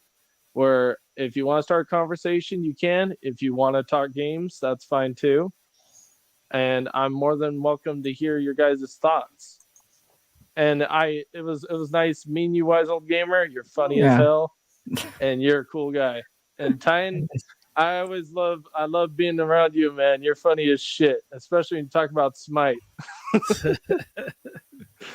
It was an honor being here. I really appreciate it. Nice. All right, just before we get to the rest of the outros, we have one more super chat coming in from our good friend Vic the Click, dropping $5. Who would like to read that out, guys? Amazing episode. Thanks everyone on the panel, and you're best. You're the best, Noof. Well, I appreciate that, Vic the Click. I appreciate all the support, man. And yeah, so like I said, I'll be around. I just won't be around that often. All right, let's get over to the Wise Old Gamer, who definitely, like I said, midget. I like midgets. Every time he's been on this podcast, he's only gotten better. He's like a fine wine, gets better with age. Wise Old Gamer, amazing show once again. Thank you for everything, the laughs. You're very, very quick-witted. We love that about you. And keep it up, man. All the best. And let people know where they can check you out. I understand you've landed on a few podcasts and different things yourself for the last little while. I want to take a couple of seconds and build off of what DrawnTJ said. I want to thank you, New, for having me on for the first time. I didn't know anything about podcasting, and obviously the first time was a shit show for me. But you said that once you start, you won't stop, and you're totally right about that. I know everyone is looking for different things from their channel. As somebody who's been through what I've been through, some of y'all already know, I was just looking for friends. It's really hard being around my IRL friends because of how they treat me, because of what I've been through. So I was just looking for people I could just hang with, and that's what I found. I cannot thank you. Uh, there's no words fail me right now for to say how grateful I am for you to embrace me, you Titan, and everybody in the community embrace me as y'all have. It may not mean much to you, but it means everything to me. And from the bottom of my heart, from the bottom of my wife's heart, from the bottom of my kids' heart, they're really happy seeing me just being happy. And just thank you. There's no higher praise I can say beyond that. And I mean, anytime, anything you ever want, I mean, I'm always there because I can't thank you much enough for all of this. So, thanks for that, Wize. Yeah. Titan and I, that's something that we've stated. This is for us. It's not about money or stuff like that. What you said there is the main reason that most of us have got into it. Is to make people laugh, to provide entertainment. And for some people out there, our podcasts, through the chats and our direct messages, they've said like, this podcast and our brand of humor and the way that we do it has gotten them through some really shitty times, and and that's the best compliment we've ever gotten. And thank you for that. This channel gets me through my workday because I listen on the reruns even after I've seen it live because it's funny. I love it. Well, full disclosure, I do have my yearly biopsy coming up on Thursday. That tumor that's inside of me has not grown in 3 years, but in the past couple of months, I have been dropping weight. So I am kind of nervous, but I had to come on tonight because you can't imagine how relaxing this is. I mean, there's no therapy. There's nothing out there that was better than this. I mean, it just takes your mind off. And how do you say thank you to that? How do you even begin to repay something like that? So yeah, I mean, I don't want to make this morose or melancholy, but just from the bottom of my heart, thank you. But yeah, you can follow me on Twitter, Wise Old Gamer. If you are easily offended, I sincerely apologize. I don't ever mean anything to offend anybody. It's just jokes. It's just laugh. So be careful if you follow me there. It's Wise with a Z. You can follow me also on Xbox and PlayStation. It's also Wise Old Gamer. And look for the original with my icon. So there are other imitators out there. It looks like try the best, but I'm the best. Yes, exactly. Well, Wise, you talk about us providing it for you, but I think Titan, and Mag, all the weeks that you've been in before you did the podcast and all the times you dropped in the chats, and we're here at a lot of shows, and some of the shit that you'd say, you'd stop Mag in his tracks, and we'd all be cracking up, and it's like, man, the fucking shit you're typing in there, man. Like, so, like I said, this is what I'm saying. That the chat here too, like, you're a part of the show. And I don't know if people obviously get that, but you really are as much of the show itself at times as we are just hosting through it. And we appreciate that as well. Like, everybody here has been absolutely dynamite. So, but yeah, I am on 2 shows. I am on with the Order of Disorder podcast. I'm on Friday nights, Friday evenings at 7 p.m. And then we also have a Sunday show that is around 11 a.m. And we just talk about news and stuff of the week on Sunday. On Friday, that's more towards games and stuff, but it's a shit show like this is. So if you like to have fun, just come on in and watch. We're cursing and cutting up at all times. Yep. And yeah, you can follow me on Twitter. You can follow me on Xbox, PlayStation. Don't follow me in real life unless you have a new inflatable. And before I go, Rockabye Baby on the treetop. Your mom likes anal, so I ain't your pop. There you go. He came into the show hot and he left hot. Look at that. Unbelievable. Yeah, speaking of chat too, Sean in the chat's a great guy. Follows me on Twitter, follow him back, but he does some great memes too. So hopefully you guys can follow Sean on Twitter. He has some great stuff that he posts all the time. Between him and Wilmy Hood, man, have me cracking up most times. Great. I was wondering who Sean is because I've never Sean's seen hilarious. him before. Yeah. Can't remember what his Twitter handle is. I've got it and I can share it with you. But yeah, he's a great guy to be following. To between him, Wize Gamer, Wilmy Hood, the three of those guys, and the shit that they're always posting makes me crack up. So good stuff right there. And last but not least, my co-panel member, the man who brings that comment back to sense. Let's let him get out of here. I'm sure he's tired and wants to call it a night. Titan, let people know what's going on with you, my brother. Yep, I'll let everyone know the details on the new show during next week's show. But I want to keep this intro kind of short and sweet because I'm freaking tired right now. I got to work tomorrow. That's a long one. So do I. Yeah. But the Common Sense Award winner, he's gotten it 2 times in the last 3 weeks now. Tyrone Israel. He said, "I might cop that Halo cookbook. Not gonna lie." So. For being brutally honest, man. I love brutal honesty. So when you know what you're about to say might have repercussions and you say it anyways, I always respect that, man. So let's all be a little bit more like Tyrone. And until next week, let's bring the common back to sense. You bet. All right, now I'll try to get this real quick. So, guys, this Sunday coming up, Good Morning Xbox, going to be another Dynamite show. And if all goes as planned, Mr. Dealer Gaming himself will be our guest on Sunday, which should be a Dynamite show as always. And to get the man from RDX on the panel, it'll be his first time on Good Morning Xbox. Then, of course, we'll be back here next week, which will be, like I said, my final one as a host on my channel. So I hope we see I'd love to see a legendary turnout for the final week, guys. That would mean nothing more to me to see as many people as possible, even if you can only show up for 2 minutes to say hello. It's going to be the biggest podcast in history. Yeah. Yeah. But next week is also going to be a Dynamite show because the Mag will make his return. Yes, the Mag will be here. And if all goes well, and she's trying her best, yes, the one and only Primal Eve will be here. So yes, to me, Primal, Mag, and Titan. It'll be one not to be missed. So Primal Eve, if you're listening, please make sure you show up for that. We really want you to be there. It wouldn't feel the same without you. So that's going to be it for next week, guys. Yes, sir. It's going to be a good one.